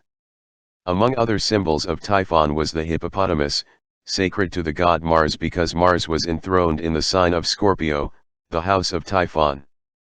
The ass was also sacred to this Egyptian demon. Jesus riding into Jerusalem upon the back of an ass has the same significance as Hermes standing upon the prostrate form of Typhon. The early Christians were accused of worshipping the head of an ass. A most curious animal symbol is the hog or sow, sacred to Diana, and frequently employed in the mysteries as an emblem of the occult art.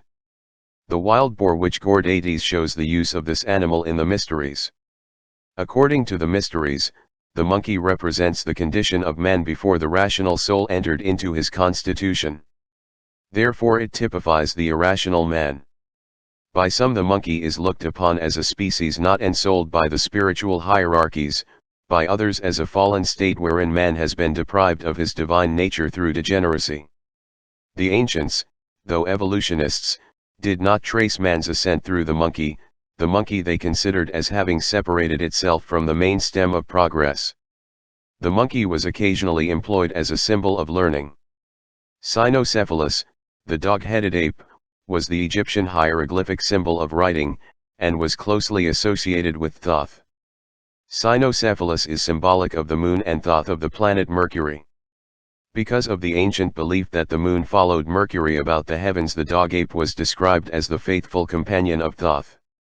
The dog, because of its faithfulness, denotes the relationship which should exist between disciple and master, or between the initiate and his god. The shepherd dog was a type of the priestcraft. The dog's ability to sense and follow unseen persons for miles symbolized the transcendental power by which the philosopher follows the thread of truth through the labyrinth of earthly error. The dog is also the symbol of Mercury. The dog star, Sirius, or Sothis, was sacred to the Egyptians because it presaged the annual inundations of the Nile. As a beast of burden, the horse was the symbol of the body of man forced to sustain the weight of his spiritual constitution. Conversely, it also typified the spiritual nature of man forced to maintain the burden of the material personality. Chiron, the centaur, mentor of Achilles, represents the primitive creation which was the progenitor and instructor of mankind, as described by Berosus. The winged horse and the magic carpet both symbolize the secret doctrine and the spiritualized body of man. The wooden horse of Troy, secreting an army for the capture of the city, represents man's body concealing within it those infinite potentialities which will later come forth and conquer his environment. Again, like Noah's Ark, it represents the spiritual nature of man as containing a host of latent potentialities which subsequently become active. The siege of Troy is a symbolic account of the abduction of the human soul, Helena, by the personality, Paris, and its final redemption, through persevering struggle, by the secret doctrine, the Greek army under the command of Agamemnon. Aeneas and the Harpies. From Virgil's Aeneid. Dryden's translation. Among the mythological creatures of the mysteries were the Harpies, projections into material substance of beings existing in the invisible world of nature. They were described the Greeks as being composite, with the heads of maidens and the bodies of birds. The wings of the Harpies were composed of metal, and their flight was accompanied by a terrible clanging noise. During his wanderings, Aeneas, the Trojan hero, landed on the island of the Harpies, where he and his followers vainly battled with these monsters. One of the Harpies perched upon a cliff and there prophesied to Aeneas that his attack upon them would bring dire calamity to the Trojans. Flowers, plants, fruits, and trees, the yoni and phallus, were worshipped by nearly all ancient peoples as appropriate symbols of God's creative power. The Garden of Eden, the Ark, the Gate of the Temple, the Veil of the Mysteries, the Vesica Piscis or oval nimbus, and the Holy Grail are important yonic symbols. The pyramid, the obelisk, the cone, the candle, the tower, the Celtic monolith, the spire, the campanile, the maypole, and the sacred spear are symbolic of the phallus. In treating the subject of priapic worship, too many modern authors judge pagan standards by their own and wallow in the mire of self-created vulgarity. The Eleusinian Mysteries, the greatest of all the ancient secret societies, established one of the highest known standards of morality and ethics, and those criticizing their use of phallic symbols should ponder the trenchant words of King Edward III, Honi soit qui mal y pense. The obscene rites practiced by the later Bacchanalia and Dionysia were no more representative of the standards of purity originally upheld by the Mysteries than the orgies occasionally occurring among the adherents of Christianity till the 18th century were representative of primitive Christianity. Sir William Hamilton, British minister at the court of Naples, declares that in 1780, Isernia, a community of Christians in Italy, worshipped with phallic ceremonies the pagan god Priapus under the name of Saint Cosmo. See 2 essays on the worship of Priapus, by Richard Payne Knight. Father, mother, and child constitute the natural trinity. The Mysteries glorified the home as the supreme institution consisting of this trinity functioning as a unit. Pythagoras likened the universe to the family, declaring that as the supreme fire of the universe was in the midst of its heavenly bodies, so, by analogy, the supreme fire of the world was upon its hearthstones. The Pythagorean and other schools of philosophy conceived the one divine nature of God to manifest itself in the threefold aspect of father, mother, and child.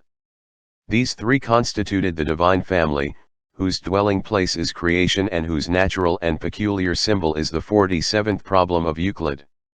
God the Father is spirit, God the Mother is matter, and God the child. The product of the two represents the sum of living things born out of and constituting nature. The seed of spirit is sown in the womb of matter, and by an immaculate, pure, conception the progeny is brought into being. Is not this the true mystery of the Madonna holding the holy babe in her arms? Who dares to say that such symbolism is improper? The mystery of life is the supreme mystery, revealed in all of its divine dignity and glorified as nature's perfect achievement by the initiated sages and seers of all ages. The prudery of today, however, declares this same mystery to be unfit for the consideration of holy-minded people. Contrary to the dictates of reason, a standard has been established which affirms that innocence bred of ignorance is more to be desired than virtue born of knowledge. Eventually, however, man will learn that he need never be ashamed of truth. Until he does learn this, he is false to his God, to his world, and to himself. In this respect, Christianity has woefully failed in its mission. While declaring man's body to be the living temple of the living God, in the same breath it asserts the substances and functions of this temple to be unclean and their study defiling to the sensitive sentiments of the righteous. By this unwholesome attitude, man's body, the house of God, is degraded and defamed. Yet the cross itself is the oldest of phallic emblems, and the lozenge-shaped windows of cathedrals are proof that Ionic symbols have survived the destruction of the pagan mysteries. The very structure of the Church itself is permeated with phallicism. Remove from the Christian Church all emblems of priapic origin and nothing is left, for even the earth upon which it stands was, because of its fertility, the first Ionic symbol. As the presence of these emblems of the generative processes is either unknown or unheeded by the majority, the irony of the situation is not generally appreciated. Only those conversant with the secret language of antiquity are capable of understanding the divine significance of these emblems. Flowers were chosen as symbols for many reasons. The great variety of flora made it possible to find some plant or flower which would be a suitable figure for nearly any abstract quality or condition.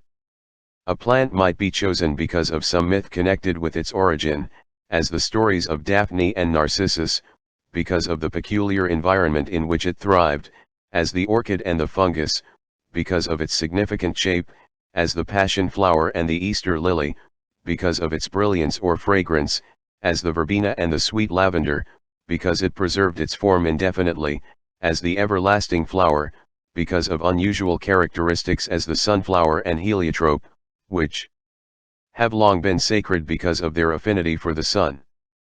The plant might also be considered worthy of veneration because from its crushed leaves, petals, stalks, or roots could be extracted healing unctions, essences, or drugs affecting the nature and intelligence of human beings such as the poppy and the ancient herbs of prophecy. The plant might also be regarded as efficacious in the cure of many diseases because its fruit, leaves, petals, or roots bore a resemblance in shape or color to parts or organs of the human body. For example, the distilled juices of certain species of ferns, also the hairy moss growing upon oaks, and the thistledown were said to have the power of growing hair. The dentaria, which resembles a tooth in shape, was said to cure the toothache, and the Palma Christi plant, because of its shape, cured all afflictions of the hands. The blossom is really the reproductive system of the plant and is therefore singularly appropriate as a symbol of sexual purity, an absolute requisite of the ancient mysteries. Thus the flower signifies this ideal of beauty and regeneration which must ultimately take the place of lust and degeneracy. Of all symbolic flowers, the locust blossom of India and Egypt and the rose of the Rosicrucians are the most important. In their symbolism these two flowers are considered identical. The esoteric doctrines for which the Eastern lotus stands have been perpetuated in modern Europe under the form of the rose. The rose and the lotus are Ionic emblems, signifying primarily the maternal creative mystery, while the Easter lily is considered to be phallic. The Brahmin and Egyptian initiates, who undoubtedly understood the secret systems of spiritual culture whereby the latent centers of cosmic energy in man may be stimulated, employed the lotus blossoms to represent the spinning vortices of spiritual energy located at various points along the spinal column and called chakras, or whirling wheels, by the Hindus. 7 of these chakras are of prime importance and have their individual correspondences in the nerve ganglia and plexuses.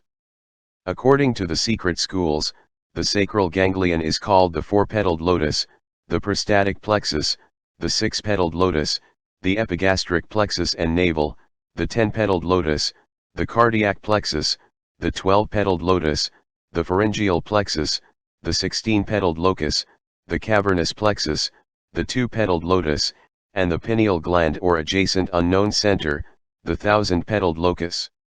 The color, size, and number of petals upon the tree of the Knights of the Round Table. This remarkable example of the use of the tree in symbolism is from the Château de Pierrefonds in the little town of Pierrefonds, northern France. The 8 side branches end in conventional cup-like flowers, from each of which rises the body of a knight carrying in his hand a ribbon bearing his name. The central stem is surmounted by a larger flower, from which emerges the body of King Arthur himself. The tree is a favorite motif in heraldry. The one trunk with its multitude of branches caused the tree to be frequently used in diagramming family lineage, from which practice has arisen the custom of terming such tables family trees. P94. Lotus are the keys to its symbolic import. A hint concerning the unfoldment of spiritual understanding according to the secret science of the mysteries is found in the story of Aaron's rod that budded, and also in Wagner's great opera, Tannhauser, where the budding staff of the Pope signifies the unfolding blossoms upon the sacred rod of the mysteries, the spinal column. The Rosicrucians used a garland of roses to signify the same spiritual vortices, which are referred to in the Bible as the 7 lamps of the candlestick and the 7 churches of Asia. In the 1642 edition of Sir Francis Bacon's History of Henry VII is a frontispiece showing Lord Bacon with Rosicrucian roses for shoe buckles. In the Hindu system of philosophy, each petal of the lotus bears a certain symbol which gives an added clue to the meaning of the flower. The Orientals also used the lotus plant to signify the growth of man through the 3 periods of human consciousness: ignorance, endeavor, and understanding. As the lotus exists in 3 elements, earth, water, and air, so man lives in 3 worlds: material, intellectual, and spiritual. As the plant, with its roots in the mud and the slime, grows upward through the water and finally blossoms forth in the light and air, so the spiritual growth of man is upward from the darkness of base action and desire into the light of truth and understanding, the water serving as a symbol of the ever-changing world of illusion through which the soul must pass in its struggle to reach the state of spiritual illumination. The rose and its Eastern equivalent, the lotus, like all beautiful flowers, represent spiritual unfoldment and attainment. Hence, the Eastern deities are often shown seated upon the open petals of the lotus blossoms. The lotus was also a universal motif in Egyptian art and architecture. The roofs of many temples were upheld by lotus columns, signifying the eternal wisdom, and the lotus-headed scepter, symbolic of self-unfoldment and divine prerogative, was often carried in religious processions. When the flower had 9 petals, it was symbolic of man; when 12, of the universe and the gods; when 7, of the planets and the law; when 5, of the senses and the mysteries; and when 3, of the chief deities and the worlds. The heraldic rose of the Middle Ages generally has either 5 or 10 petals, thereby showing its relationship to the spiritual mystery of man through the Pythagorean pentad and decad. Cultus arborum, the worship of trees as proxies of divinity, was prevalent throughout the ancient world. Temples were often built in the heart of sacred groves, and nocturnal ceremonials were conducted under the wide-spreading branches of great trees, fantastically decorated and festooned in honor of their patron deities. In many instances the trees themselves were believed to possess the attributes of divine power and intelligence, and therefore supplications were often addressed to them. The beauty, dignity, massiveness, and strength of oaks, elms, and cedars led to their adoption as symbols of power, integrity, permanence, virility, and divine protection. Several ancient peoples, notably the Hindus and Scandinavians, regarded the macrocosm, or grand universe, as a divine tree growing from a single seed sown in space. The Greeks, Persians, Chaldeans, and Japanese have legends describing the axle tree or reed upon which the earth revolves. Kapila declares the universe to be the eternal tree, Brahma, which springs from an imperceptible and intangible seed, the material monad. The medieval Kabbalists represented creation as a tree with its roots in the reality of spirit and its branches in the illusion of tangible existence. The Sephirothic tree of the Kabbalah was therefore inverted, with its roots in heaven and its branches upon the earth. Madame Blavatsky notes that the Great Pyramid was considered to be a symbol of this inverted tree, with its root at the apex of the pyramid and its branches diverging in 4 streams towards the base. The Scandinavian world tree, Yggdrasil, supports on its branches 9 spheres or worlds, which the Egyptians symbolized by the 9 stamens of the persi or avocado. All of these are enclosed within the mysterious 10th sphere or cosmic egg, the definitionless cipher of the mysteries. The Kabbalistic tree of the Jews also consists of 9 branches, or worlds, emanating from the first cause or crown, which surrounds its emanations as the shell surrounds the egg. The single source of life and the endless diversity of its expression has a perfect analogy in the structure of the tree. The trunk represents the single origin of all diversity. The roots, deeply embedded in the dark earth, are symbolic of divine nutriment, and its multiplicity of branches spreading from the central trunk represent the infinity of universal effects dependent upon a single cause. The tree has also been accepted as symbolic of the microcosm, that is, man. According to the esoteric doctrine, man first exists potentially within the body of the world tree and later blossoms forth into objective manifestation upon its branches. According to an early Greek mystery myth, the god Zeus fabricated the 3rd race of men from ash trees. The serpent so often shown wound around the trunk of the tree usually signifies the mind, the power of thought, and is the eternal tempter or urge which leads all rational creatures to the ultimate discovery of reality and thus overthrows the rule of the gods. The serpent hidden in the foliage of the universal tree represents the cosmic mind, and in the human tree, the individualized intellect. The concept that all life originates from seeds caused grain and various plants to be accepted as emblematic of the human spermatozoon, and the tree was therefore symbolic of organized life unfolding from its primitive germ. The growth of the universe from its primitive seed may be likened to the growth of the mighty oak from the tiny acorn. While the tree is apparently much greater than its own source, nevertheless that source contains potentially every branch, twig, and leaf which will later be objectively unfolded by the processes of growth. Man's veneration for trees as symbols of the abstract qualities of wisdom and integrity also led him to designate as trees those individuals who possess these divine qualities to an apparently superhuman degree. Highly illumined philosophers and priests were therefore often referred to as trees or tree men. For example, the Druids, whose name, according to one interpretation, signifies the men of the oak trees, or the initiates of certain Syrian mysteries who were called cedars. In fact, it is far more credible and probable that the famous cedars of Lebanon, cut down for the building of King Solomon's temple, were really illumined, initiated sages. The mystic knows that the true supports of God's glorious house were not the logs subject to decay but the immortal and imperishable intellects of the tree hierophants. Trees are repeatedly mentioned in the Old and New Testaments, and in the scriptures of various pagan nations. The tree of life and the tree of the knowledge of good and evil mentioned in Genesis, the burning bush in which the angel appeared to Moses, the famous vine and fig tree of the New Testament, the grove of olives in the Garden of Gethsemane where Jesus went to pray, and the miraculous tree of Revelation, which bore 12 manners of fruit and whose leaves were for the healing of the nations, all bear witness to the esteem in which trees were held by the scribes of Holy Writ. Buddha received his illumination while under the Bodhi tree, near Madras in India, and several of the Eastern gods are pictured sitting in meditation beneath the spreading branches of mighty trees.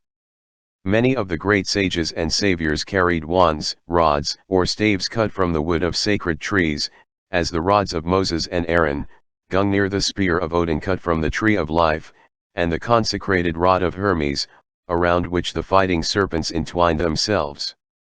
The numerous uses which the ancients made of the tree and its products are factors in its symbolism.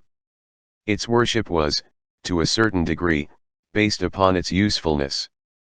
Of this J.P. Lundy writes, trees occupy such an important place in the economy of nature by way of attracting and retaining moisture, and shading the water sources and the soil so as to prevent barrenness and desolation, the, are so the tree of Noah.